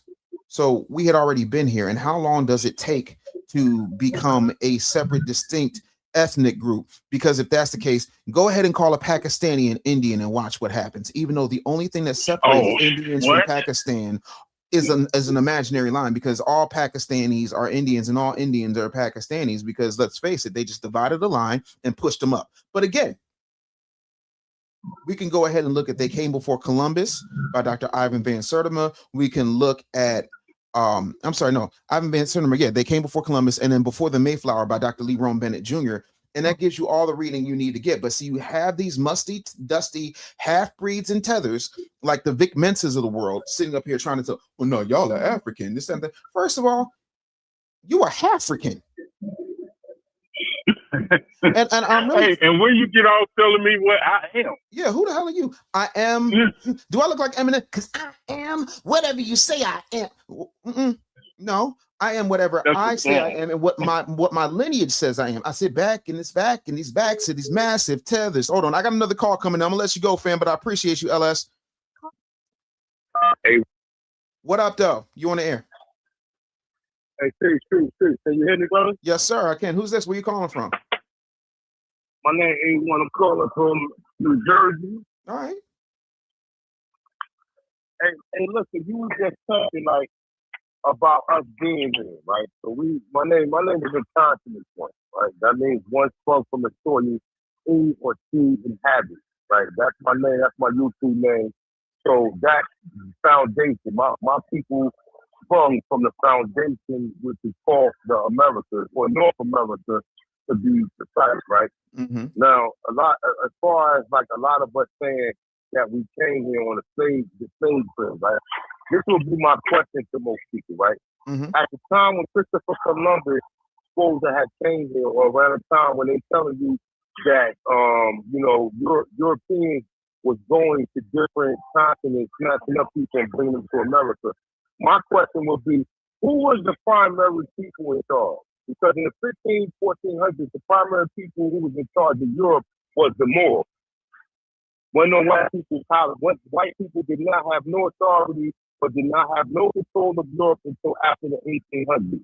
That's when they took over all them castles. That's when they started to conquer people when it comes like to the Berlin Conference and all that. At the time that they telling you that people were being snatched up from West Africa, the people who was occupying Europe was the Moors. And they don't, a lot of people, they don't teach you. And then they also don't teach you that the Moors had white slaves. They will never tell you this. No. So even when a lot of people saying that we were slaves, it's impossible that we were slaves, right? Because the first slave owner was Anthony Johnson. That was in 1620. He was the first slave owner. And from 1620 all the way into the Emancipation Proclamation, you had blacks who had slaves. Correct. Now, slaves doesn't equal black people. And this is where we getting it wrong. Now, we think the word slave equals black people. The word slave comes from the word Slav. The word Slav are Slavic people. Correct. The British word for the word slave literally means white people in the 1600s. So what they don't know is that a lot of times they was bringing Europeans here in these 13 colonies. The 13 colonies were controlled by 5 black kings. Mm-hmm. By 5 black kings controlled the 13 colonies. So even with everybody always saying, yo, it's a slave, because that's indoctrination. That's what they wanted you to know. They wanted you to know. Brown versus Boyd was a psychopath. We had colleges in the Americas in the 1700s. Correct. Mm-hmm. So why was it such a rush for us to get into their institutions? Because they wanted you to get in their institutions from the General Education Board that was made by Frederick C. Gates and Nelson Rockefeller. 100%. You understand what I'm saying? Yeah, I got you. No, go ahead. I said a lot, but go ahead. No, but I'm with you, man. I appreciate you. I want to get all these callers in. Much love, fam. You just set the record.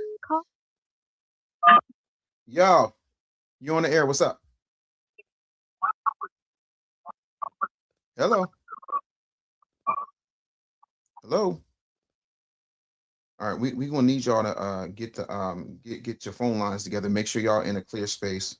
Because some of y'all out here, y'all ain't got the good things. Listen, I'm gonna get to you as quickly as I possibly can. Now, somebody says something. Pakistanis will want to fight you over that, and it's an imaginary line that my maternal grandmother is older than hell. Both my grandmothers. My father's mother was born in 1904. My mother's mother, I think, was born in 1920. So I'm trying to understand a line that was literally just made out of nowhere. Stop. I'm gonna need y'all to stop. Really need y'all to stop. Like we gonna knock that off. Not to mention, when we really start thinking about it, right?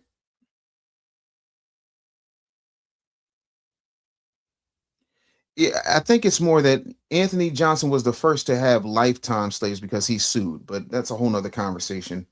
Um, but shout out to A1 for real, for real. Eventually, you better think a YouTube member, Yashi BIN says, eventually they'll try to find a way to say it was discovered by Angela Rye. I sure as hell hope not. I sure as hell hope that is not the case, because that would be bad.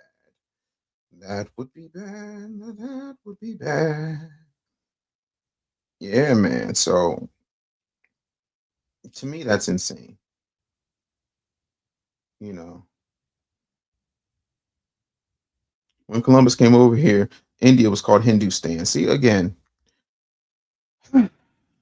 folks be killing me. But shit, you don't get to tell me what I want to be called, how I want to identify, and then the whole argument that, well, it's a made up term. Well, so is African American, so is colored, so is Negro. What are we talking about? And the only people making money off of FBA is Tariq Nasheed. First of all, anybody who is dealing with foundational Black Americans and supporting foundational Black American businesses making money. That's how it should be. Like, what are we talking about here? There was a time 200 years after the ascension where Christianity was referred to as the way, and then it became Christianity. What do people call it today? I'm a Christian, even though that term Christian was an insult. I mean, I could do this all day. So be consistent in your outrage. Be very consistent in your outrage. Are we good? Oh, by the way, because I'm such a clout chaser. I wanted to take a second, just put one of these up. Let me just put one of these up. Just I could drop one every day, but we're just gonna put this one up. This is a Huffington Post article, and connecting. Let's see, my man Nick Hamilton's on the phone. Nick Hamilton. To accept, press 1. What up, Nick? Dr. Dave Anderson, what's going on, sir? Man, if I had your hands, I'd cut mine off. Man, here you go. I hear you. Yes, Listen, sir.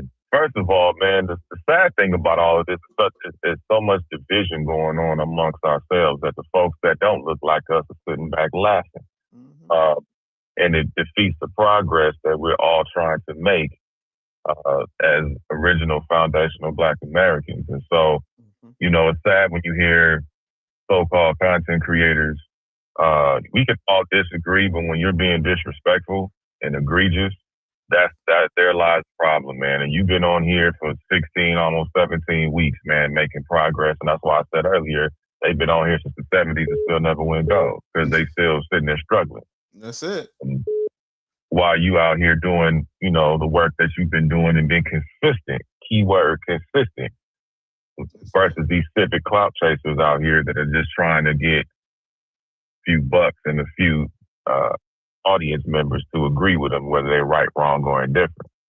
And it's sad, man, to be torn down. And you got, some of these folks that you mentioned earlier, tearing folks down for what?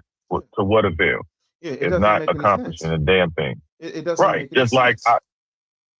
And it's just like what I saw earlier this weekend from NABJ doing that to Stephen A. Smith. I mean, you don't have to agree with the guy. You don't even have to like the guy. No. It's cool. But to sit up there and to give him a thumbs down and make it public, what was the purpose in that? They needed some attention, because name me 5 people in the NABJ that you respect. Go.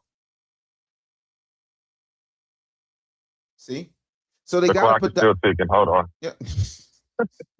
And that's the thing, because they needed something to say, because nobody cares about the National Association of Black Journalists, because for the past, God knows how long they've been around. Over the past few decades, what have they really done to promote Black media ownership? What have they done in order to expose the fact that there's food deserts all over our community? What have they done to expose the fact that we have one of the highest rates of diabetes, morbid obesity? What have they done to expose the fact that there's too many densely populated Black areas in America that have kids reading below grade level or at all.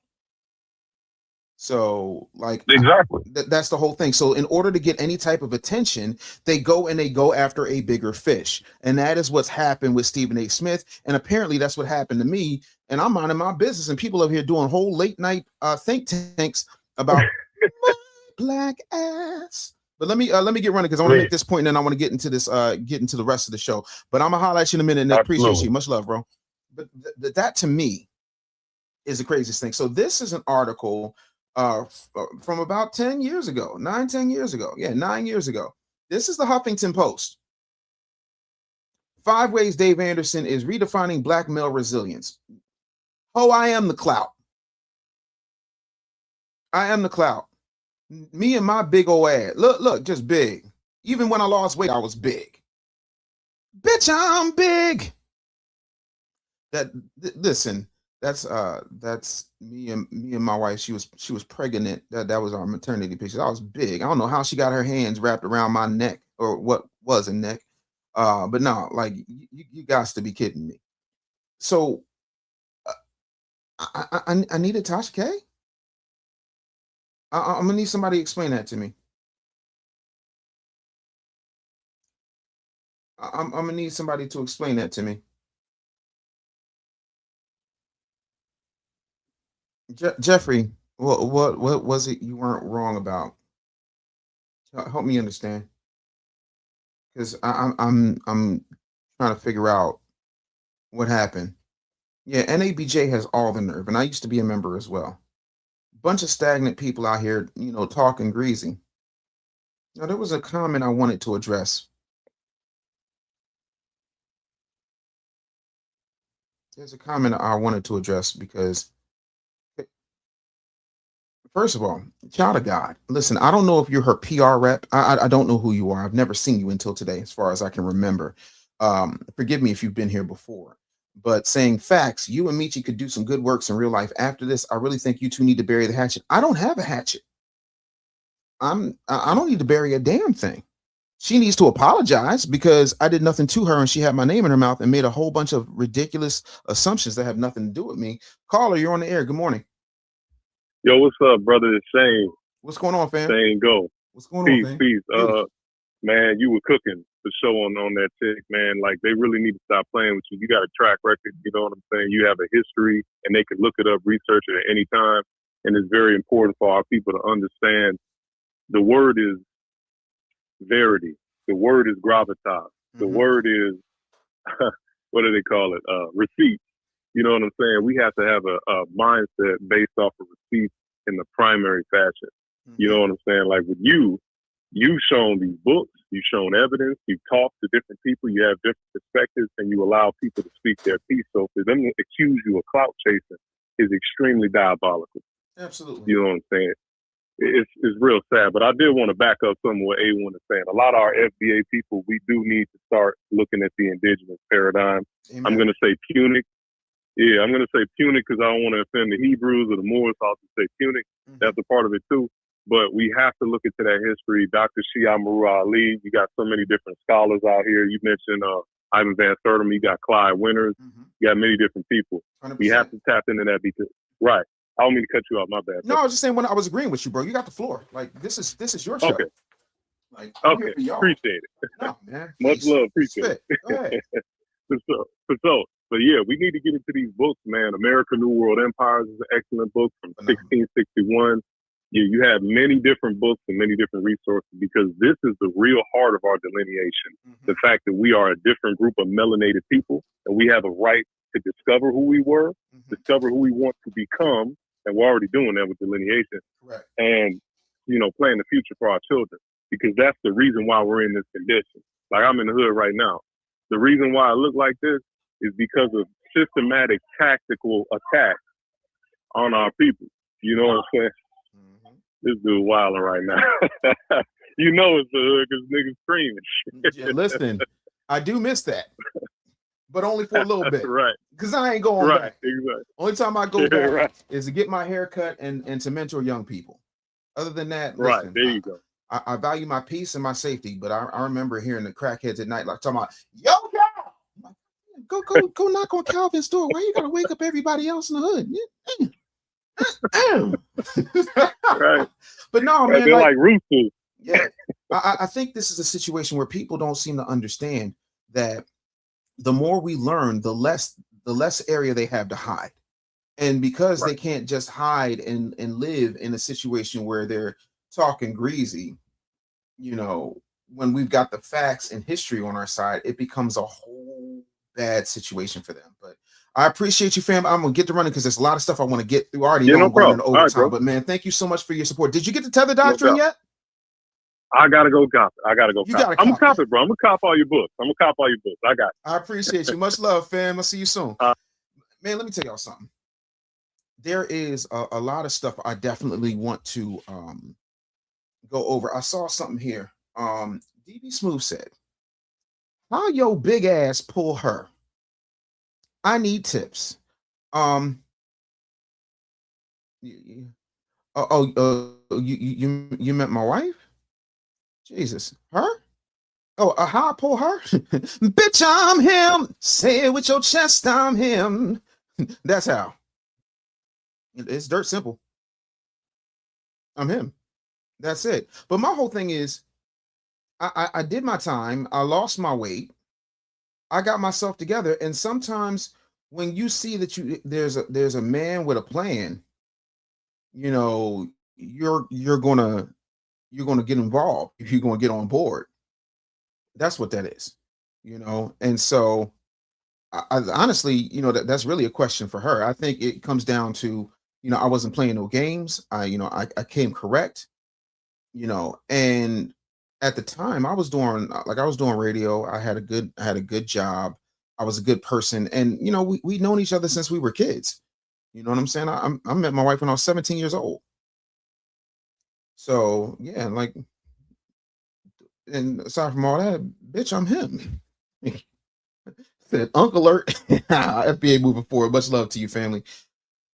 So listen, DB Smooth said, respectfully, you encouraged me to lose my weight. I'm 430. Seeing your journey encourages me.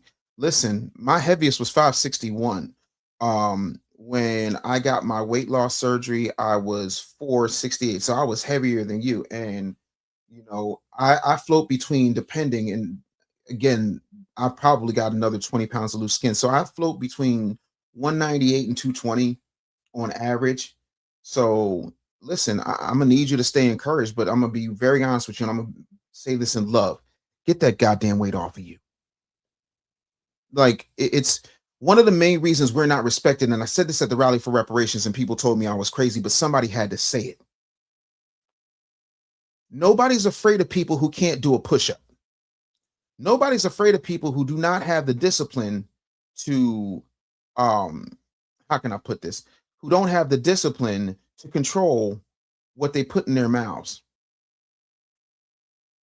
When you do not have the discipline to control what you put in your mouth, don't be surprised when people don't take you seriously. When you don't have the discipline to adhere to water and your macros and making sure you're getting the right amount of fiber, that you're taking care of yourself, that you are in the gym, how are you going to fight a revolution when you can't even fight off the damn donuts? It's just not going to make no sense. So you got to get that damn weight off. I tell anybody the best thing I ever did for myself wasn't to make money. It was to make my health a priority. And that don't mean I don't have days where, you know, I big back as much as I can big back with the stomach the size of a banana. But even then, I'm still watching what I'm watching, you know, and I need people to understand that. Did we just get something else up in here? Yeah, it looks like we got, let's see, Turtle Island, 499 super chat said they scared of delineation. Tether's having a crisis with their dual identity. They got a singular identity. They're just cosplaying as another one. Another one. So I don't want to hear nothing else. Oh, Jeffrey Anthony, that's absolutely excellent. Said 317 to 275, and I'm cycling 3 to 4 times a week with groups. That's what we need to do. We need to hold ourselves accountable. And I'm going to bring in my trainer / sensei, Sensei Ken, because we really need to be on we need to be on that damn health. right? By the way, do y'all know? I got to put this up. I couldn't even believe I didn't share this with y'all, right? Again, get the weight off. And I'm not judging nobody, but I'm judging absolutely everybody. We need to understand that we need to be strong because we don't know what's coming, right? Absolutely. Yo, vegan soul food is a whole game changer. I'm really about to go back to being a vegan. You know, even my wife said, you know, like even when I farted, you couldn't smell nothing because again, the stuff that they putting in these animals, and you know, I'm a cheesesteak and chicken wing and ribs guy. I'm a real meat and potatoes dude. But yo, you gotta train, you gotta get in that dojo. Like y'all, I got my dojo bag right here. Like y'all gotta train. You know what I'm saying? Not only because it's important, but y'all gotta be able to defend yourself. You know, FBA Forever said I gotta eat my bison steaks. I like bison, but depending on who makes it and how they handle the meat, pause. How they handle the meat. I'm so immature. It can be kind of gamey, but yeah, I'm really big on that. 250, 230, that's what I'm talking about. Yeah, go 0500. That's a beautiful thing. Get that gym, start incorporating the iron paradise in your situation. Michelle Rice said, no, for real, you was 561. Well, you still was mobile. I thought 5 something meant bedridden. No, I wasn't gonna be there. Respect to your determination. Never that. Teddy Marcel with the $2 super chat said, I was making my son do push-ups last night. Thank you, Dave. No, push-ups. It's not punishment, it's work. Like that's the only way to get there. I love us having this conversation and making sure that happens. But yeah, I'm going to bring my sensei in, Ken Morgan. He's an amazing guy. He's been on the show before. I'm going to bring him in so that we can talk about what our health plan should be, how we're moving, and then make the adjustments. Like I'm about to get a Peloton in this bad boy. I like cycling, I do, but I ain't got that type of time. I got a whole, when I tell you my kettlebell collection is top tier, it really is. He said, let me put you on. Go read White Cargo one time. Absolutely. I just got White Cargo. I'm going to go back and read it. I read it before. Brooklyn Queen said, I went from 198 to 171 and I'm focused on weight training and flexibility. Absolutely. You know, so there's a lot of that, man. 100 push-ups a day minimum, less than 3 minutes. Like, yeah, you gotta get that thing popping. Even and for those of you who are just starting out, even if you got to take them in 10 sets of 10 over throughout the day, get it in. It'll get easier for you. When I really started training and I started, you know, like really refining, one day my my trainer, my former trainer, she would say, yo, you know, I want you to go ahead and crawl, like bear crawl out and then bear crawl back. And I'm like, oh, okay. So you trying to be funny. She's like, any day you want to move, Anderson. So I went and I started bear crawling out and I just went, She was like, oh shit, you can do push-ups now? We're going to incorporate that. See, that's why you don't show off. That right there is why you don't show off. But yeah, we got to keep that going. And shout out to Trillmonger in the building, because let's face it, Killmonger is the only Black Panther I recognize. I said what I said. Yep. All you need is some resistance training. Yep. I'm here for that. I'm here for that. And that's what we need to get to. Now, J-Rock said, I exercise my trigger finger. Anton Hill says, I had a heart attack recently, working hard to get my health back in order in a world of bad foods. Keep inspiring, Dr. Anderson. Thank you so much. Yes, stop eating out at fast food restaurants. Make it home. Yeah. Show off, let others see what's possible. Listen, this is a large shirt from Target, and I'm swimming in it. Like, plenty of space. So, you know what I'm saying? I'm actually between a medium and a large, but the loose skin, because I got like I had my first skin surgery in 22. Was it 20? Yeah, I think it was 20. No, it was 23. 2023, I had my first skin surgery. I'm about to get another one because I want to get the rest of the skin off. I really do. Then it's going to be insane. But in the meantime, I'm lifting heavy. I'm doing everything I possibly can. You know, we got to make sure we get that popping. Teddy Marcel says, started the year off at 263, currently 240. I'm breaking the cycle with my family. My son thinks I'm mean for making him do push-ups, but it's just love. Listen, your kids will appreciate it. Your kids will appreciate it. I had a conversation with my mom the other day, and I was just like, yo, I know why you did what you did. I get why you said these things. I understand. I didn't like it at the time, but parents, and I need to stress this, as parents, it's not your job to be like, it's job to make sure that your kids stay alive, that they not only survive but thrive. You need to set your kids up for success, and a lot of times we're not doing that the way we should. Now, having said all of that, we got to get to some things that truly need to be addressed, and we're gonna have this conversation because there's too many people out here talking real greasy. Oh, let me see here. Let me get back to my profile because I want y'all to see this. Um,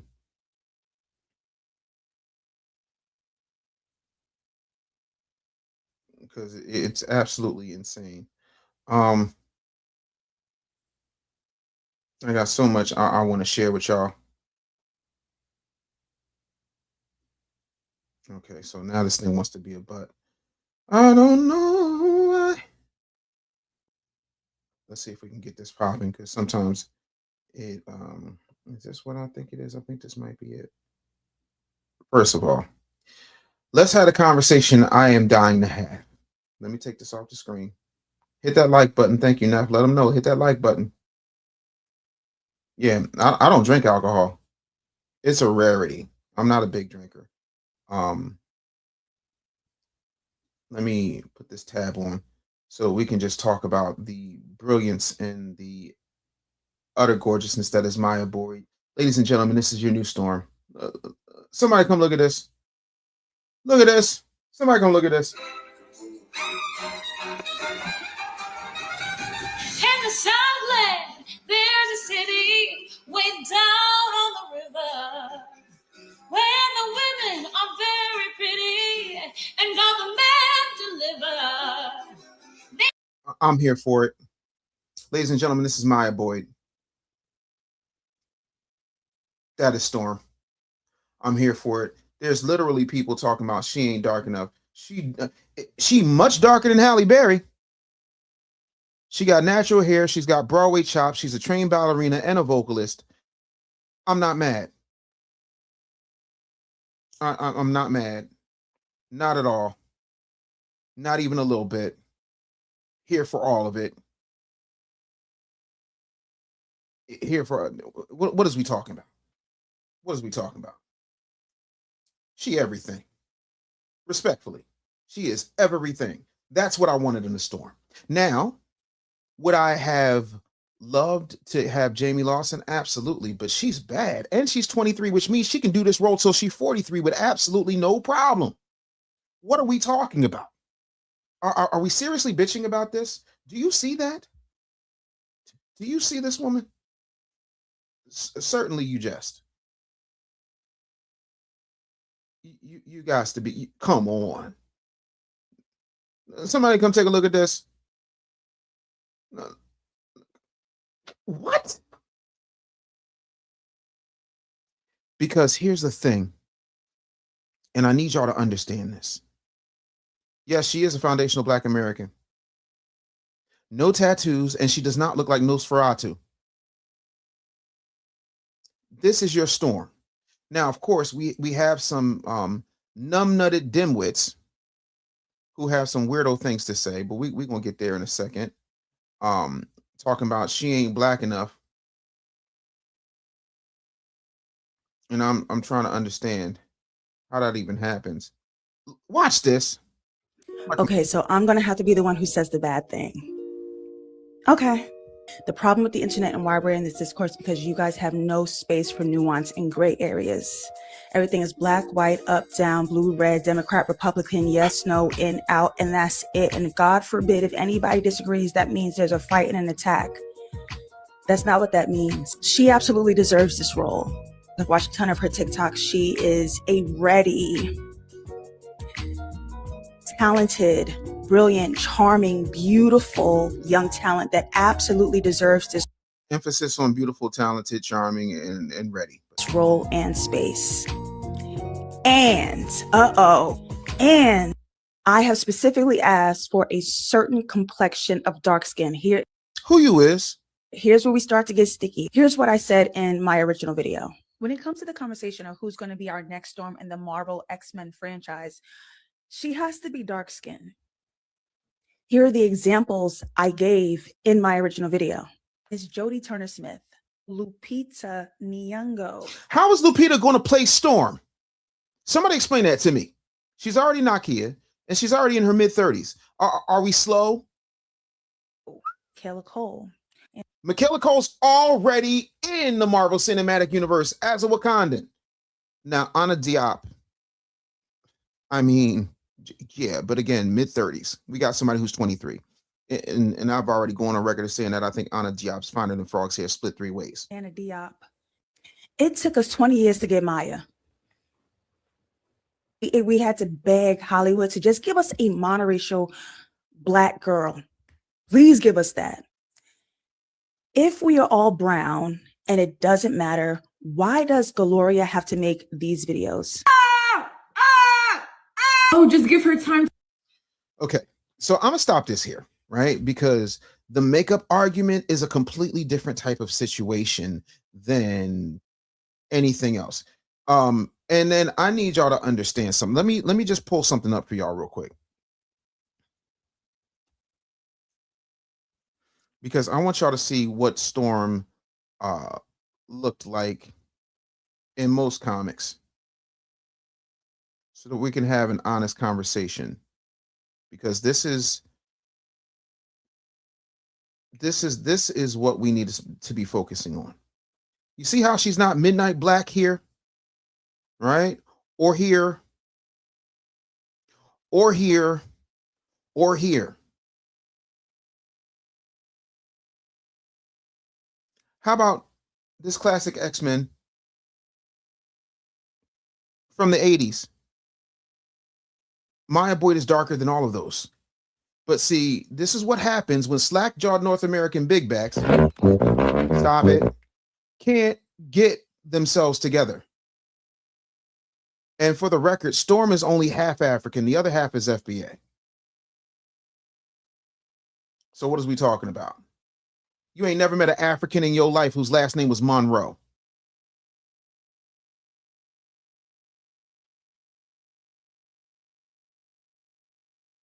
It's never enough. But it's the slack-jawed North American big back community that don't even have a comic book. I can pull out comics in that drawer that are older than my oldest child. Matter of fact.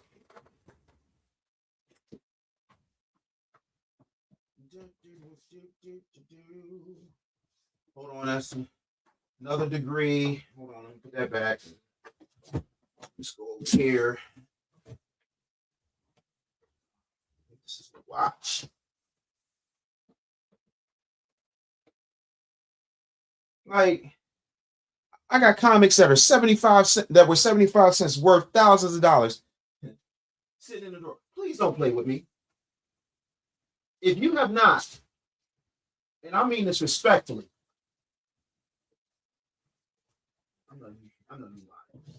if you have not been collecting comics since Ronald Reagan was our president, I'm gonna need you to sit your I'm gonna need you to shut your shut up. I'm worried about my crack.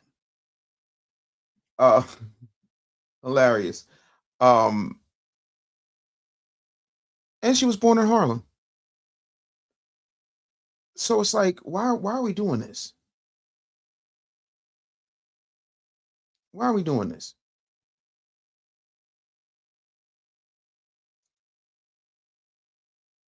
So what is we talking about? No, Art. You went on the trading cards, but my whole thing is it's all these nouveau Gen Z young millennial ass Negroes. And gee, we ain't specifically answered to be done. Who is you? Do you not know that Ryan Coogler supervised this casting? Do you not realize we're about to get Storm and T'Challa falling in love? Now, I got a whole lot of issues with David Johnson. I also have a whole lot of issues with T'Challa Jr. But you already know. Like, I'm gonna need y'all to stop. We got a beautiful girl playing this character. And you mad? And you mad?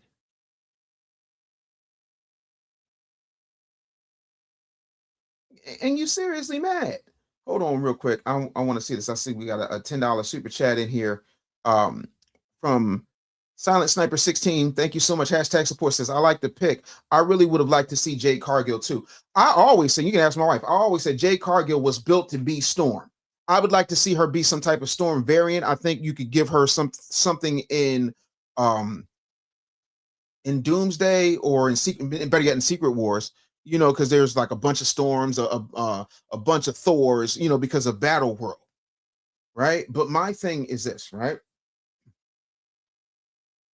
This is insane to be pissed off about it. So let's listen to what this young lady has to say.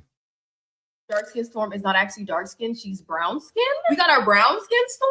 My thing is, when I would see Maya Boyd do her like singing covers, I just read her as dark skin. When it comes to brown skin, dark skin, I don't know.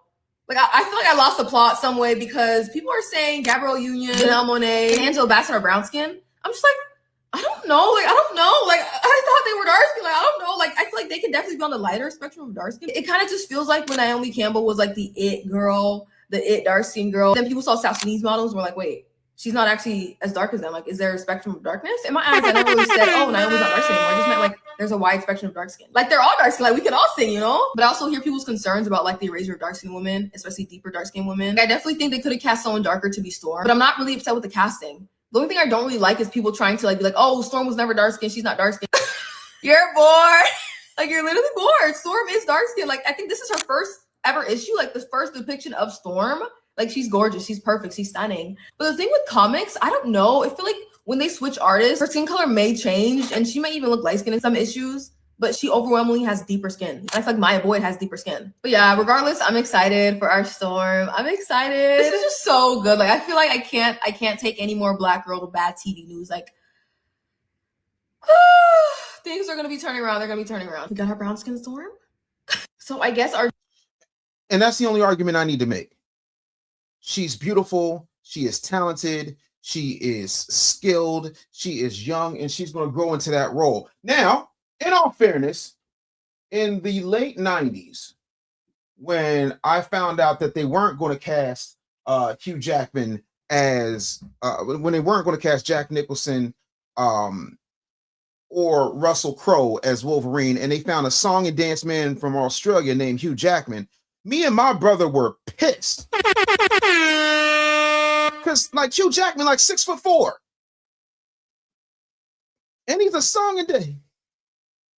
I was like, I know you're lying. The dude who did the Music Man? I was wrong. I was pissed off when they cast Michael Keaton as Batman. I thought it was a whack ass move because I had just finished reading. Was that whose Run of the Dark Knight was it that I was reading? But it was much grittier than Mr. Mom. I was wrong. Keaton, to this day, there's an argument to be made that he's arguably the greatest Batman of all time. And then what I had to remember is, even as a stand-up comedian, you know, now that I'm an adult, those of us who deal in humor are also people who deal in darkness. That's how we process our trauma. A lot of times it's through jokes, you know. But I want y'all to think whatever Jesus y'all serve. Kay Guillory, thank you so much for the 199 super chat. Said, thank God it wasn't Cynthia Erivo. What gave it away? Because What gave it away? no, immediately no. But I definitely would have loved Jade Cargill. I think she's wonderful. She's super nice, super sweet. But I think Maya Boyd checks off so many boxes. She can have the role for 20, 30 years. And then you can move that character arc up. Not to mention, you've got an opportunity to go through the marriage, well, the courtship, the marriage, the divorce, the fights. There's so much Storm that can be told. And finally,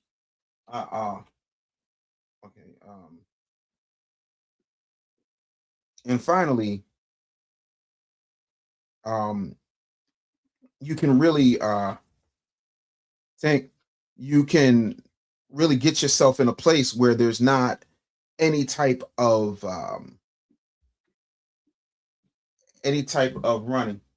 That way you're not waiting on me. You look great. Hey, babe. Why somebody say how I pulled her? She said she hates y'all so much. Listen, because I'm him. I got a genius intellect, a handsome face, and a strong back. Thank you so much. It's not my words, it's what my wife said. But Cynthia Erivo, if Cynthia Erivo was Storm, I'd have boycotted. I'd have boycotted like hard. Because Cynthia Erivo, respectfully, is not what that is. She just ain't. And ill, respectfully, ill. Like, not for that role. There's plenty of things she could have done. She would have made an excellent. She would have made an excellent Nightcrawler. Oh my God! She's got the frame. She's got the look. She's got the long fingers. Like it's a lot she could have done there, respectfully speaking. But there's no way. There's absolutely no way I would have allowed that to happen.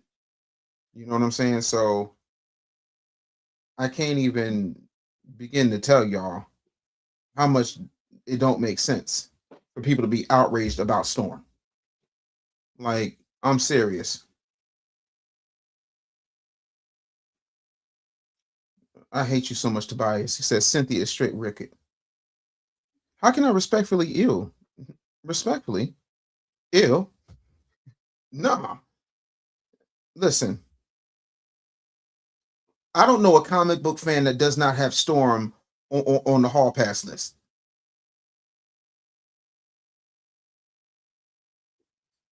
I don't know one. So, yeah. Teddy Marcel says Cynthia Erivo is going to star in the next Hocus Pocus. Oh, Lord. What gave it away? No, it just don't make any sense.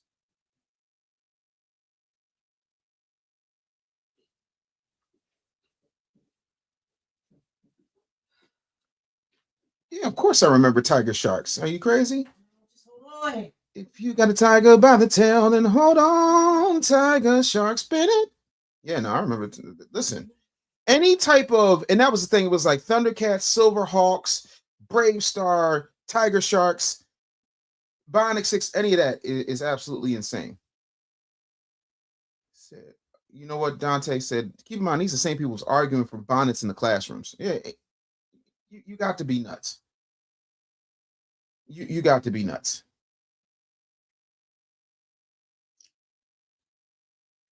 I'm trying to understand this though. And we're gonna have this whole conversation.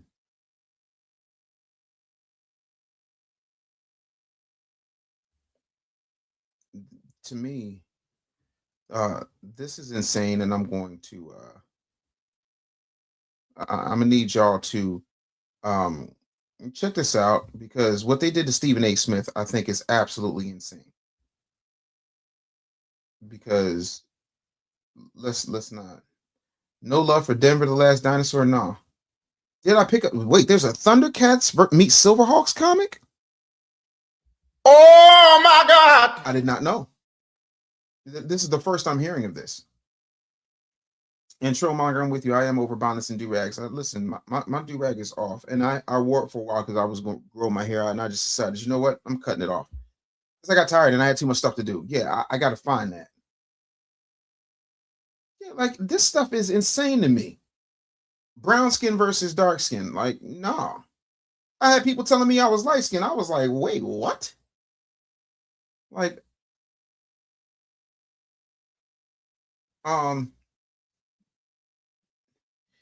can she do a German accent? I mean, she played Jesus Christ and Nosferatu at the same damn time. I'm pretty sure Cynthia Erivo can pull it off. And I'm not trying to be funny. Cynthia Erivo looked much better green than she did brown. I don't know how that is, but I don't know. Yeah, I remember the Max. Let me see here. Silent Sniper with the $10 super chat says Cynthia Erivo could play Rita Repulsa if they reboot Power Rangers again. I actually would not be opposed to that. I think she'd be an excellent Rita Repulsa. Emphasis on the repulse. But yeah, like Storm, I'd like to play Storm. No one would like that. Absolutely no one asked for that. No one asked for Cynthia Erivo to play Storm. Nobody wants that. First of all, Ving Rhames' beast is crazy, power players. How are you going to condone a non-foundational white American as Wolverine? I didn't condone it, but he did a good job. He did a good job. How are you going to condone a non-Cuban playing Scarface? He did a good job. Sit your ass down. Enigma said, Cynthia Erivo wouldn't need any makeup as Rita Repulsor. That's what I said. Yeah, I'm not light-skinned. Yeah, Mika over here clowning. You know what I mean? I guess all the EL fudge cookies have been made for today. We ain't got no fudge stripes to be making right now. We ain't got none of that. We ain't got to, reinforce our mushrooms in Smurf Village. What's the foundation of white justice? Yeah, that's an American white. American what? I want to make sure. They canceled the Power Rangers reboot. Hey, do we know when Jason David Frank's posthumous movie is coming out? Yeah, because to me that is that's it. Do you know? And I don't know if y'all know this. At first, they offered Storm to Janet Jackson, but Janet Jackson said, "I'm going on tour." Then they offered it to Angela Bassett, and Angela Bassett said, "Nah, I'm good." Because at the time, comic book movies and it's next month. I cannot wait. I cannot wait. Thank you, Teasy. Appreciate you. FU2 said, I thought the whites called themselves heritage Americans. Yeah, that's folks being funny. Mika was being funny, talking about foundational whites. But anywho and anyhow, I want to get to the Stephen A. Smith thing because this is wild to me. So check this out. Got to talk about the situation with the NABJ and Stephen A. Smith, man. So Stephen A. Smith responded back to the NABJ and he threatened these people, man. He went off on his social media platform. Typical Stephen A. Smith fashion, just like when an NBA player questions his journalism, right? Stephen A. Smith has to threaten a player. And he did the same thing to the NABJ after receiving a thumbs down. Stephen A. Smith, sports analyst and political commentator. Smith has established a recurring public pattern of disparaging commentary directed at prominent black women across politics, sports, and media. Such commentary reinforces harmful narratives, undermines the fair and respectful representation of black women in public discourse, and stands in direct conflict with NABJ's long-standing commitment to accurate, responsible, and inclusive portrayals of black communities. So the NABJ put that video out. Stephen A. Smith received his thumbs down. And he got highly pissed and upset about the situation to the point where he threatened these people, right? So when I read out this tweet, I want you guys to really pay attention to what he said, because like I said, this is very threatening to these people, all because he received a thumbs down. So let me show you guys this tweet. So if you can, be sure to hit that thumbs up button. That really does help support my YouTube channel. I really appreciate that, guys. So Stephen A. Smith said, this is Christmas arriving early. The NABJ wants to call folks out. Fine. You had your turn. Now mine is coming. And make no mistake, I'm coming. Let's see who really deserves a thumbs down award when it comes to the black community. After I say my piece, remember NABJ, you asked for it. I've shut my mouth for years. Now y'all started something. So I don't particularly agree with the commenter, but I wanted y'all to see that because to me, it's absolutely insane for anybody to disrespect Stephen A. Smith, especially when you ain't been doing the work. Yo, that's not a bad idea. Shadow Kane says with the $4.99 super chat, Dave and Angry Man should do a comic panel. Yo, that would be absolute crazy. I get with the Angry Man. We gotta definitely chop it up. Shout out to Angry Man. But yeah, like, why are they coming after Stephen A. Smith? Oh, because they ain't got nothing going on themselves. Threatening? I wouldn't call that threatening. Kid Cash says Stephen A. is a sellout. How is he a sellout? Who's more of a sellout? Let me check something out here.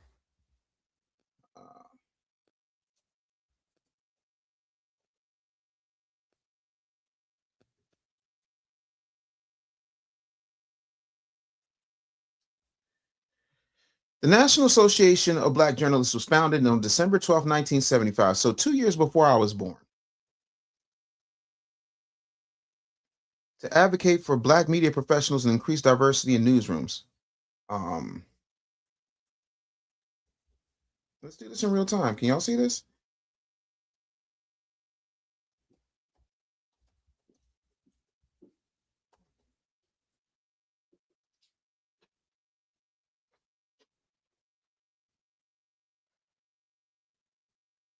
Let's look at this. The National Association of Black Journalists have included the Black community by combating media bias, expanding career access for Black storytellers, and funding the next generation of Black leaders. That's according to Tiffany Cross's Facebook page. So all of this is a nothing burger. Of course, they've given out some scholarships to some training programs, high school workshops, things of that nature. But by and large, nothing that hasn't already been done. I'm trying to understand now. Like, when do we get ourselves to a place where it makes sense? Black Wall Street says, well, by that logic, why isn't Young Miami a sellout for the same rules? I'm not sure about that. And that's my whole thing. Like, I just find it very odd.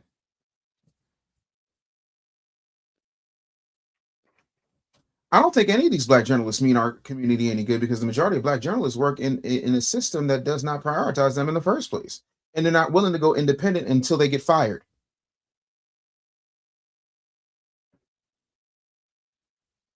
So I'm really trying to understand.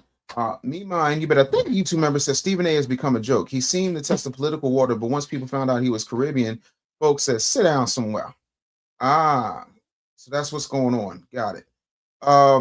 Stephen A. Smith said he told us he's here to make his paymasters more money. Well, that's what happens when you have a job and they got you by 100 million. Again, and that's not me defending Stephen A. Smith, but my whole thing is this is the action of the pot calling the kettle black. It's a situation where you don't want in any way, shape, or form for people to be hypocritical in what it is that they're doing. That's it. And again, I think a lot of what Stephen A. Smith says is questionable, but a lot of what he says is absolutely right. And I think it's, to me, why in the world would we be worrying so much about Stephen A. Smith? Because Stephen A. Smith brings attention, because there's nobody prominent in the NABJ that people respect. I'm talking to you, Roland Martin. I'm talking to you, Roland Martin. You got to jump in his ass. Because all of y'all have sold out. Because I don't really see y'all doing a whole lot other than the basic stuff, book drive, scholarships, so on and so forth. And I'm not saying that doesn't have its place or its value, but when do you go beyond that? When do you challenge these newsrooms? Where is the union? Where is the National Association of Black Journalists Local 357? Where is the union for Black journalists in radio, television, media, new media? Where's the union? Because you have a lifetime membership to a club, but they're not a union. So how are they helping people? Like when I got into my situation and it was because people weren't taking their medicine, they were bipolar, y'all were more worried about protecting the star than protecting the 28-year-old kid. So I'm trying to understand why y'all get off giving somebody a thumbs down, because I wish I had 4 hands to give the NABJ 4 thumbs down. But you got Sassafras. You got to jump in his ass. Running around here shimmying and ignoring young people who want to be journalists. Black Wall Street says, you mean rolling peg meat, Martin?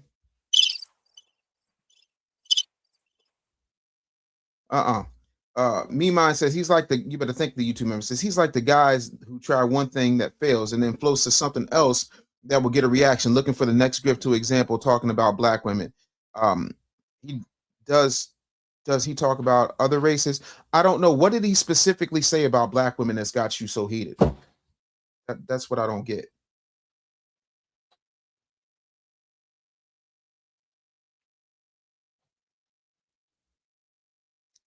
Virgil E6869 says Stephen A. and Skip Bayless made a fortune talking about LeBron James.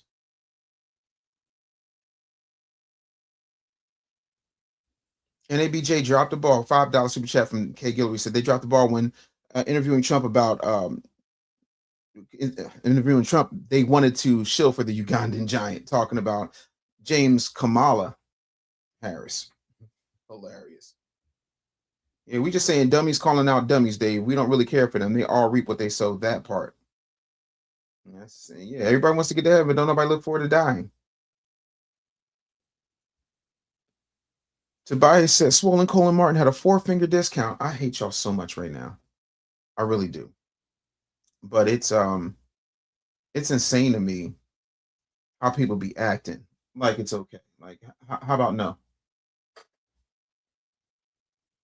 How about no? I'm trying to understand. I'm gonna have to have a conversation with my young one because I don't see Thanos in here. I just looked. My office has been cleaned up, so I was looking for Thanos and I didn't see him. I looked over and I see Hulk, I see Iron Man, I see Wonder Woman, I see Black Widow, I see Spidey, I see Ghost Spider, but I do not see Thanos. Anyway, problem for another day. FU2 said, Dave, go to the NABJ page and look at the people in the picture on their members page. Okay, well let's let our fingers do the Googling.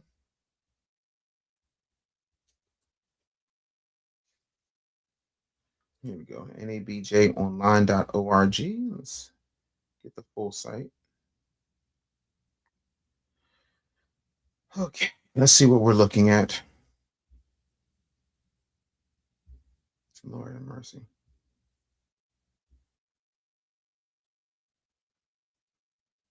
Okay. Let me see some people there. Let's see. Stop it. What gave it away? Stop it. Okay. What exactly am I? Oh, so wait, right here. Let's keep it right here. No, let's go back. Of course, it's not gonna let me go back.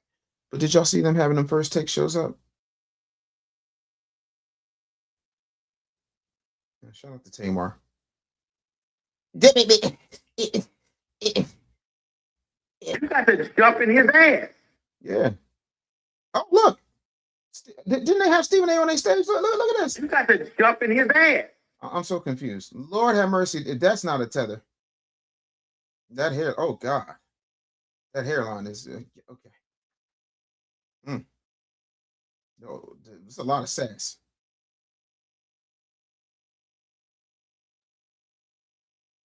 Lord have mercy.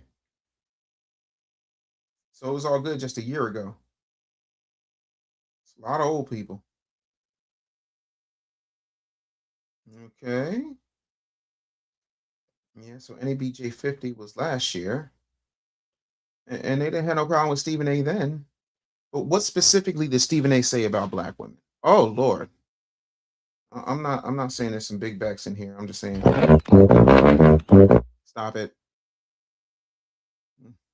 See that right there. What gave it away? Lord, not the glitter pants. Not the glitter pants. That's a bad haircut. I like that. I like the earrings. That's all good. I ain't mad at that. Okay.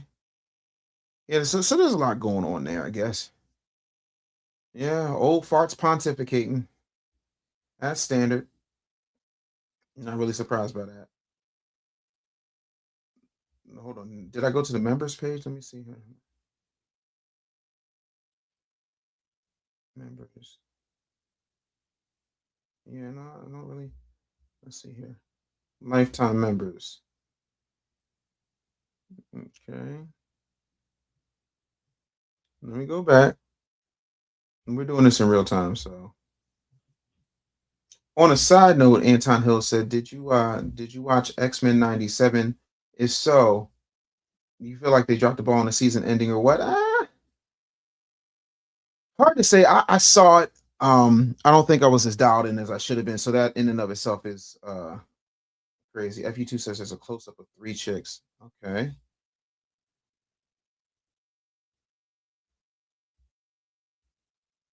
This is the member page. Is it current members? Oh, that's a sign in. I'm no longer a member. So,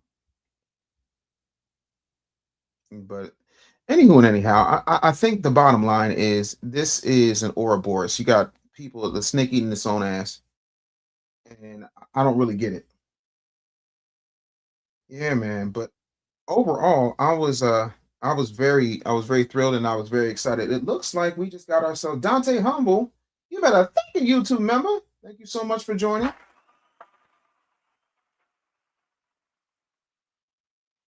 Appreciate you. Welcome to the party. I hope you enjoy it here. I'm pretty sure you will, because we have a good time over here. We talk about absolutely everything. But yeah, I'm lost as to how people got my name in their mouth, and I don't know these people. I'm lost as to why people are upset about Storm, and I'm also lost as to why the NABJ is coming after Stephen A. Smith. I don't get it. You all good. You all good. F you too. Is there anything today that I did not cover that y'all wanted me to talk about real quick? Let me know. Let me see here.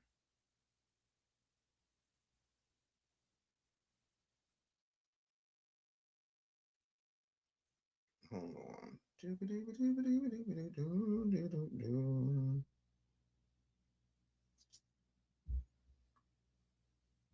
Smitty says Judge Joe Brown cooks. Yeah, no, he does. Yeah, I mean, you know, OG ain't got nothing to lose. Wow. Top 5 MCs, Jamar. Okay. Great question. For me, and my list is not everybody's list, and sometimes it changes. This is in no particular order. KRS-One, Nas, Rakim, Big Daddy Kane, Will Smith. I know that last one's gonna shock a lot of y'all. I don't care.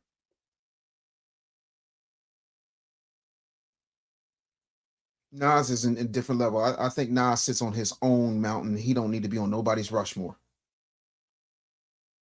And for those of you who have an issue with me saying Will Smith, let me explain something to you. Without Will Smith,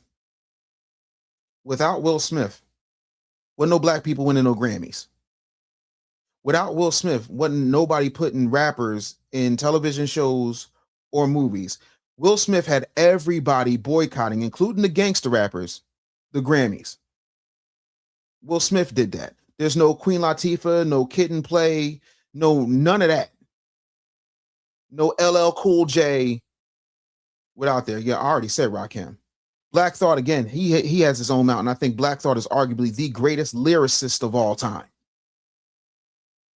Black Thought's in, you said my Mount Rushmore. For me, Black Thought sits high above 99% of people who've ever touched a mic. When I'm rapping or when I'm writing rhymes, I'm chasing Tariq Trotter. Make no mistake about that.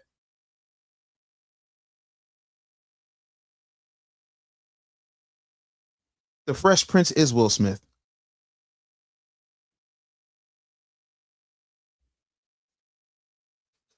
Like, do I need to do this right now? Excuse me, miss, can we chat for a second? I'd ask how you doing, but you find out wrecking. Wait, do you have a man? Because I ain't in the home wrecking. No? All right, cool. Just checking. Listen, you're talking about somebody. It's new. It's out of the ordinary. It's kind of extraordinary. So your Buster's commentary, a literary genius and a superior beat creator have come together, and we made this musical composition that we feel is a remedy to cure all the dance floors that's empty. Come on. What is we talking? You should have seen the people dancing and shaking and moving and jumping and screaming. What are we talking about? What are we talking about?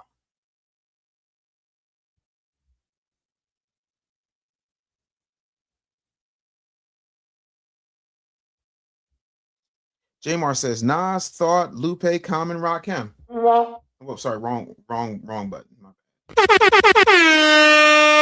I respect that list. I used to love Kumo D when I was a kid. I used to live downtown, 129th Street. Listen, nah. But yeah, no. Will Smith walked so that all y'all could fly. Everything that Will Smith did, y'all called him a sellout. If I could add somebody else who I feel needs to be on his own Mount Rushmore, it's MC Hammer. I know you ain't gonna like that either. But I don't give a damn. Your party wasn't jumping and your DJ was weak. Instead of dope beats, you've been banging MZs. All the fly girls who came with a beat in mind, they all up against the wall like a welfare line. That man said, you just put on the hammer and you will be rewarded. My beat is ever booming and you know I get it started. MC Hammer is the only MC that Michael Jackson ever considered doing a tour with. Like there's so many different lists. It's just like when people ask me who's my wrestling top 5. That's a hard list. Are we talking managers? Are we talking MCs? Are we talking story rapper? Like, you understand what I'm saying? There's different categories. Y'all forget when Will Smith stuttered on a record. The fresh princess who I am. Told my mother that I'd never make a whack jam, but sometimes I get in there, I start to stutter, and then I fumble every word. Come on, man. Without Hammer, there's no Saturday morning cartoon. Like, let's not play this. Hammer was the first rapper to ever be immortalized in an action figure, the size of a Barbie. Stop playing.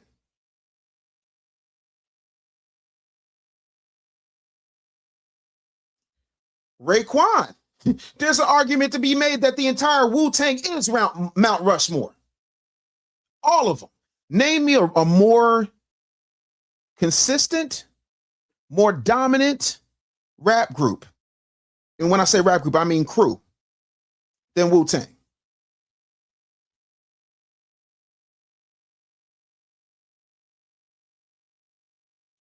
MC Hammer was an entertainer. I'll see your MC Hammer was an entertainer and say Andre 3000 was an entertainer if that's the mark. He put on the magical shoes and he became Hammer Man. Hammer Man. Hammer. You can't name me a better, more consistent, more dominant rap group than Wu-Tang Clan. And I will die on that hill. Run them receipts. Now the D12, shout out to my boy Ali. Nothing against the St. Lunatics, but no. What? Young Money? Stop. Cash Money? Stop. Wu-Tang. Not only do they hit it lyrically, creativity, and beats, they touched on parts of Black culture that, as foundational Black Americans, we grew up on with the Kung Fu movies, cartoons, anime, you know what I'm saying? Theatricality. Remember Method Man would put the eye on and like they be having all types of masks and whatnot? Watch these rap nippers get all up in your guts. French vanilla butter pecan chocolate deluxe. I bomb atomically.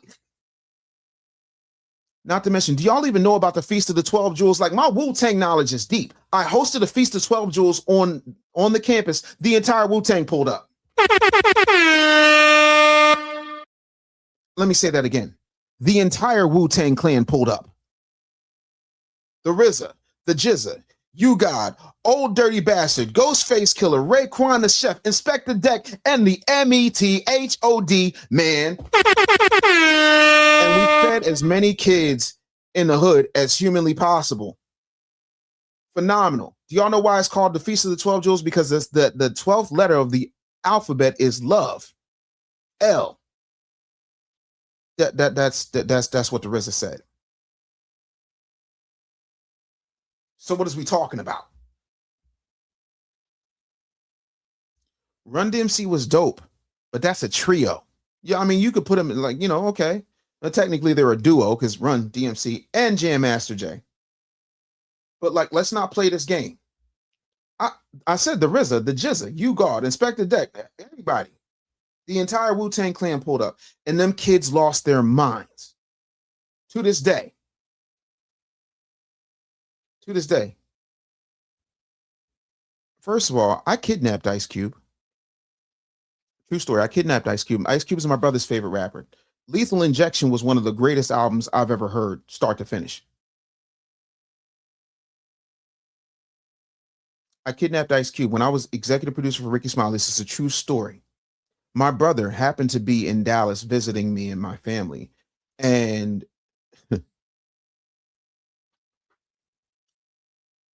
I was like, yo, I don't give a damn what you're doing. Get in the car and get into the radio station right now. I got something you're not going to believe.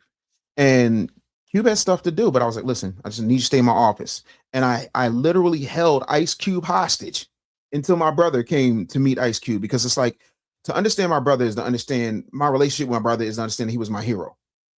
And there's no way I could pay my brother back for everything he's ever done for me.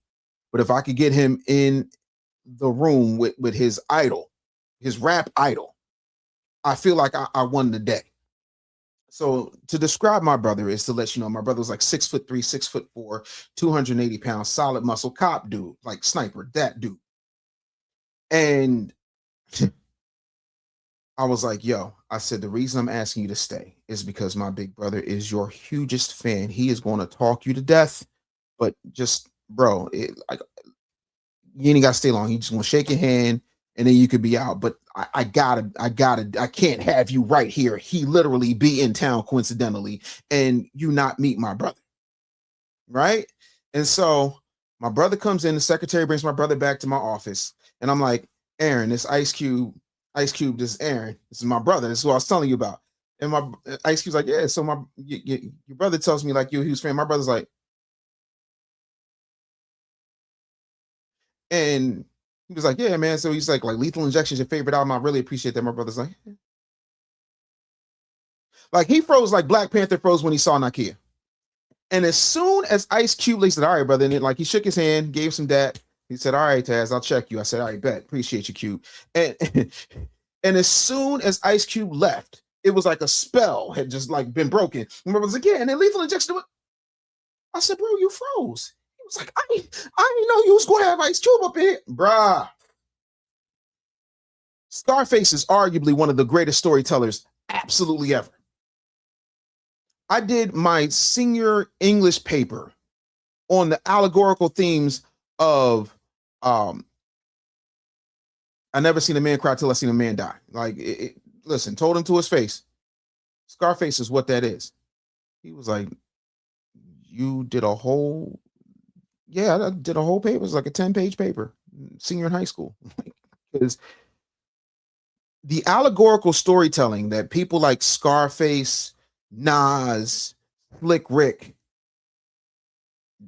shit, Biggie, who the hell is this? Page of me with 546 in the morning, crack a door, and now I'm yawning, wipe the coal out my eye, see who's this page of me and why. I've known E40 since I was 19 years old. E40 is phenomenal. If you ever run into E40, say, yo, you know Taz? You'd be like, man, me and Taz go back like dinosaur piss. Ugh. We down like 4 flat tires. Ugh. You know what I'm saying? Ghost, Slick Rick, listen. But Nas, when Nas told the story backwards, what are we talking about? Tupac has a special, like, man, we could talk hip hop all day. Matter of fact, I think on Wednesday, when Banner comes, we're going to talk hip hop. Yeah, that rewind was crazy. I ain't never heard nothing like Go He There. I was like, what the hell? And it's just like, I don't know how Nas does it, but there's this thing when you listen to Nas and you close your eyes, you can literally see what he's saying. You literally see what he's saying. That is God level gifting. Don't even talk to me about the locks. Don't even talk to me about the locks. What is we talking about? J to the moi? Are we talking about Sheik Luch? Are we talking about the great Styles Pinero? The second they got away from Puff, it was up and stuck. Class on their own. But you can't even mention Yonkers without mentioning DMX. And if you want to mention DMX, listen, you got to mention Mary.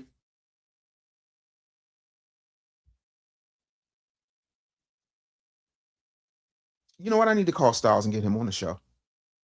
I got to get Pinero on the show.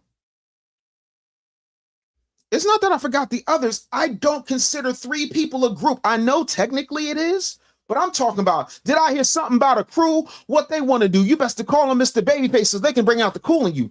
Shout out to a Tribe Called Quest. And again, there's an argument to be made. You know, but I mean, if you were to group you know, leaders of the new school, Tribe Called Quest, De La Soul, Jungle Brothers, even they ain't touching Wu-Tang as a group. Grand Poobah was so dope. What's the 411, hun? Listen. All right, now I'm gonna get out of here because we're on 3 hours, but I'm gonna tell y'all my DMX story, right?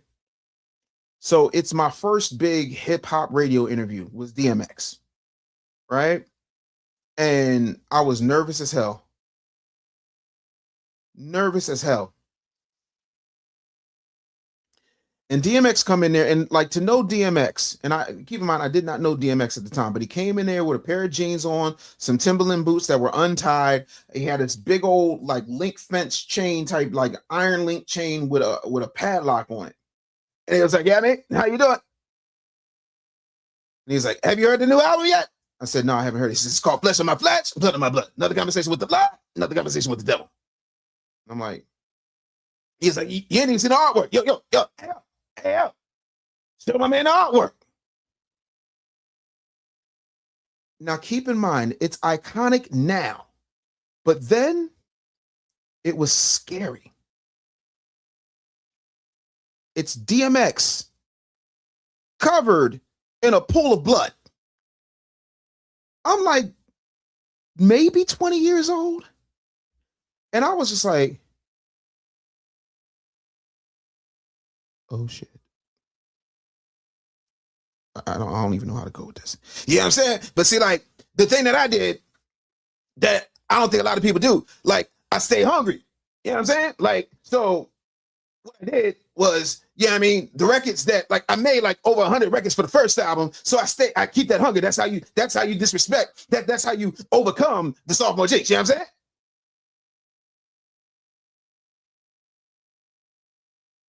Yeah, X, that makes sense. So, like, what I'm saying is, this album right here, it's on the level. Yeah, I mean, Swiss Beats did his thing. Yeah, I mean, like, you already know. Yeah, I'm saying, you absolutely crazy. You already know how Rough Riders get down. You know what I'm saying? You know, Eve. Yeah, me and Eve went to high school together. What?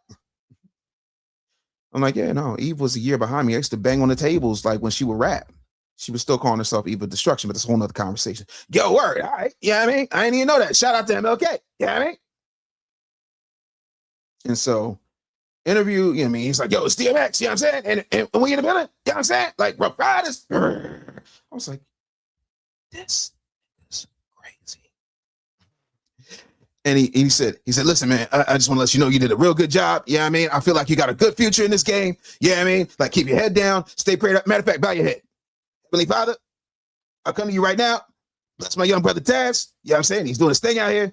You know, keep him prayed up, keep him safe. Make sure he has a phenomenal career. You know what I mean? Thank him for his support. Thank the radio station. We thank you for being able to allow us to fellowship like this. You know what I'm saying? A lot of times people don't let me talk. Yeah, I mean, this young man's let me talk, and I really appreciate that. Heavenly Father, I want you to just bless him with all the blessings and all the knowledge and all the wisdom and make sure that he stays up.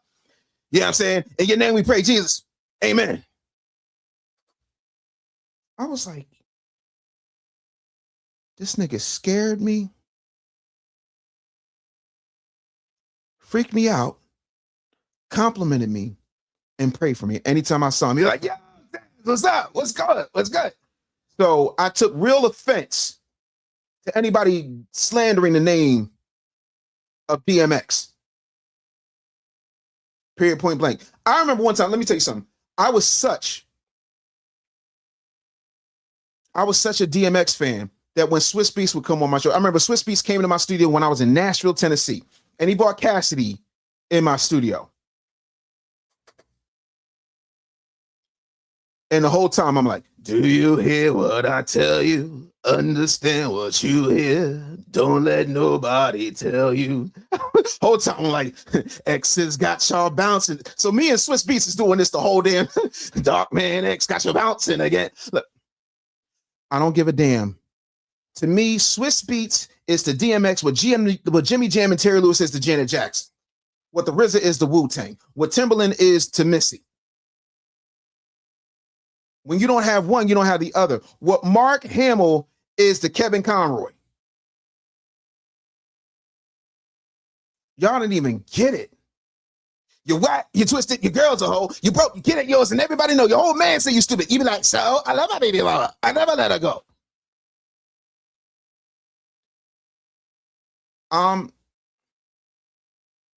Oh look, we got the Michi X trolls in my comments. MD the Revo.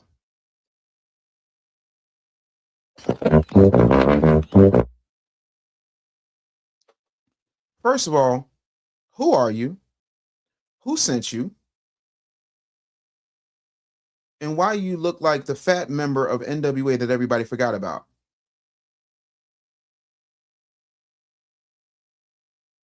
Why are you here? Tell me, GX, I'm here every day from 10 a.m. to noon. And if she wants some, she can get some. The racism that you're experiencing and the struggle to make ends meet actually means the diet don't work for you the same. Stop it. So, yeah, like, I don't even know. Yeah, I didn't find out until years later that was for corrupt.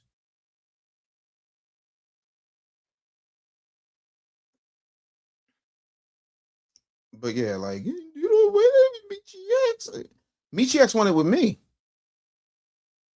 And again, I ain't going nowhere. I've been here for 4 months. You've been here for years. Why are you even acknowledging me? See, Ricky Smiley famously told me one time, Taz, when a dog howls at the moon, don't nothing happen. But when a moon howls at the dog is famous. I'm not in the business of making bitches famous. Respectfully. So, you know, that's where I am with that.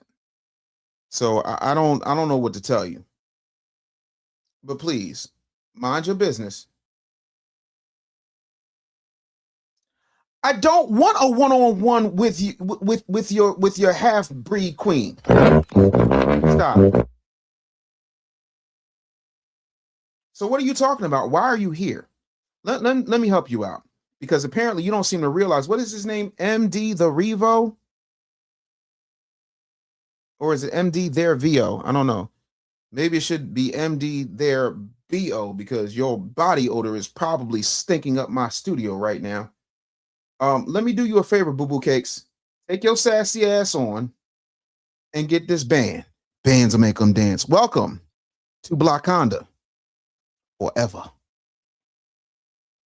That's how you handle that. We ain't got time. Black people out here doing real shit. Have y'all downloaded JaroGo?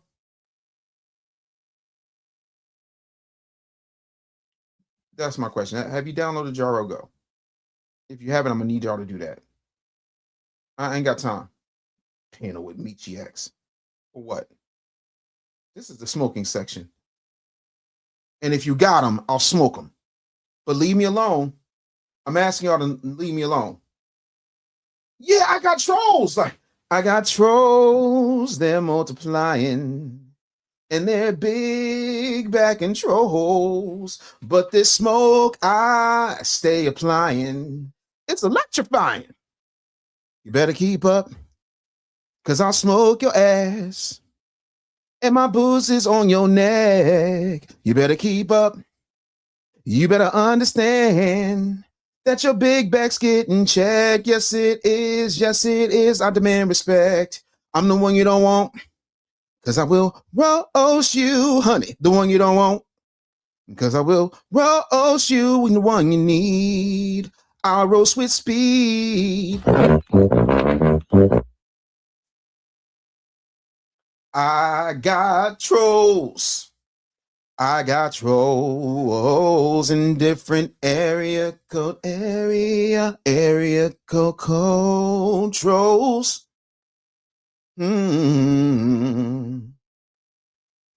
Iceman with the $2 super chat. You better thank the YouTube member. Said the world ain't ready for Dr. Anderson versus Munchie X. Oh, I'm sorry, Mucinex. Jesus Christ, not Mucinex. Dave got trolls. Dave got trolls in tether area codes area. I love it. Whoever wants to be the next contestant on that Summer Jam screen, you can get it.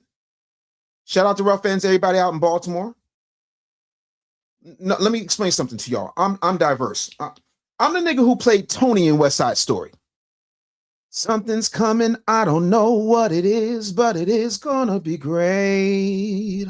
Around the corner, or sailing down the river.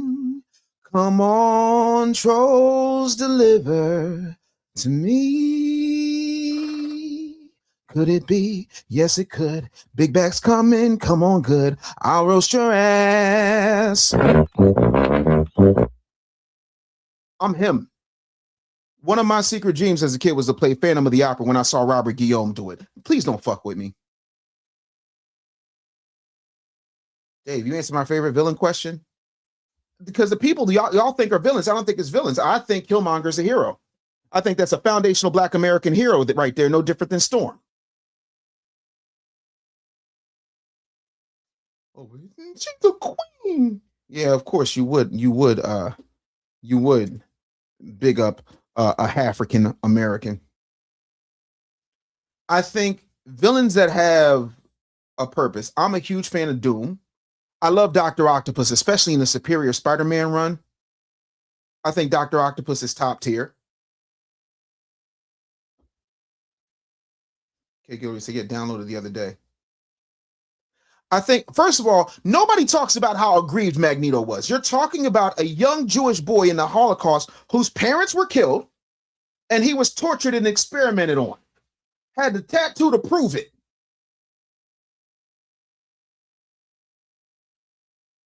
Had the tattoo to prove it. And a lot of times people don't understand that he's 100% right. And I honestly think God gave him that power to right wrongs other people don't want to talk about. And keep in mind, the Jews are Old Testament. They're the Torah. Xavier was the op, respectfully speaking. Magneto had it right because y'all got to remember, Magneto was the one who was tortured by these oligarchs. Magneto was the one who saw the same thing happening that he saw in Nazi Germany happen in America and throughout the world. Magneto was the one who made a place where mutants could be and be left alone. Magneto is 100% justified. Do I like that there might have been some casualties? Absolutely. Yeah, and I've talked in depth about, and matter of fact, I think we're going to do that on Friday. Make sure y'all get your questions for Van Lathan because he's going to be on the show.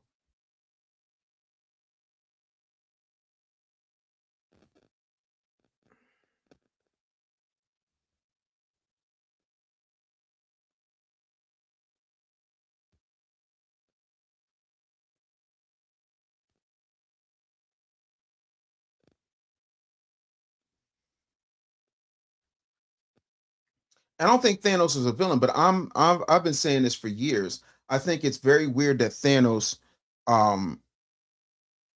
didn't just double everything, make more worlds. Like he could have easily just taken that reality stone and snapped a bunch of worlds where other people could live, and then move those other people, half of everybody, to all these different worlds. Like there was 1,000,001 ways to do it that did not involve unaliving half of society.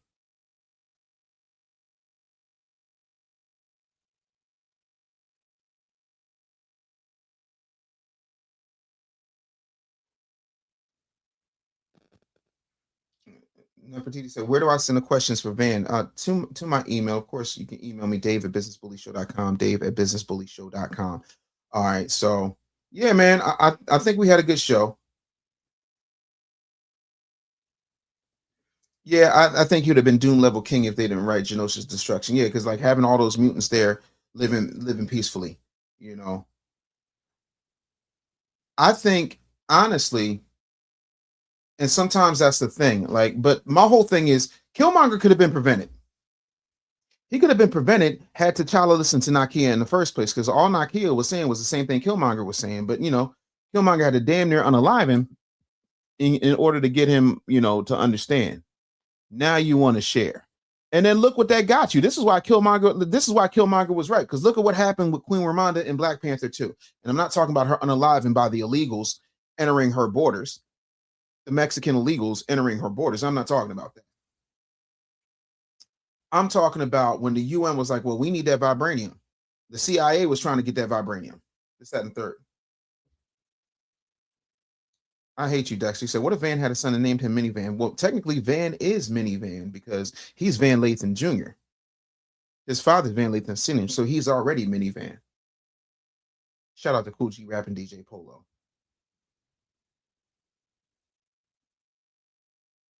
But yeah, so the first one was about Pan-Africanism and how it failed. The second one was about Black and brown coalitions and how they fail. Because what did Namor say at the end of Black Panther 2? He said, yeah, we want to have a treaty with Wakanda just long enough for us to band together so that we can take over the surface world. See, there's always an underlying agenda when they act like it's unity. Angstrom Levy, man, if y'all invincible, well, Sterling K. Brown, whoa. Listen, I'm going to be here forever. I don't think the Beyonder to me is not necessarily a villain. The Beyonder just is. Just like the one above all, just is. Galactus, villain. I think Galactus is a multiversal terrorist, but nobody wants to listen to Dave. Anywho and anyhow, let me wrap this show up because I guarantee you there's going to be more nonsense tomorrow. Holla at your boy. I want y'all to have a phenomenal day, and I will talk to y'all tomorrow. Yeah, good point about the Penguin. I love the Penguin. No, I don't think Doom is a villain, but people classify him as one, unfortunately. But again, thank y'all so much for being here. Thank you for your super chats. Make sure you hit that like button on your way out. Comment, rate, subscribe. I absolutely love y'all. I'm going to see y'all later. Peace to the panel. Peace to the planet. Be good. Stay good. Get ready. D.A.M.N time. Wake up, it's D.A.M.N time. D.A.M.N time. Truth in the booth and the whole chat line. I walk in with the facts, no fluff in the bag. Hot coffee, cold truth, let me raise that flag. They came for the jokes, but they stayed for the lesson. I turn headlines into business confessions. I don't do fake, I don't tap dance nice. I say what I said, then I say it twice. If the world gone crazy, I'm the morning alarm. With a mic in my hand and some smoke in my palm. Say D.A.M.N. D.A.M.N. Say it one more time. D.A.M.N. If the truth hit hard, let it ride. If the show got value, put some love inside. It's D.A.M.N. Everybody say it.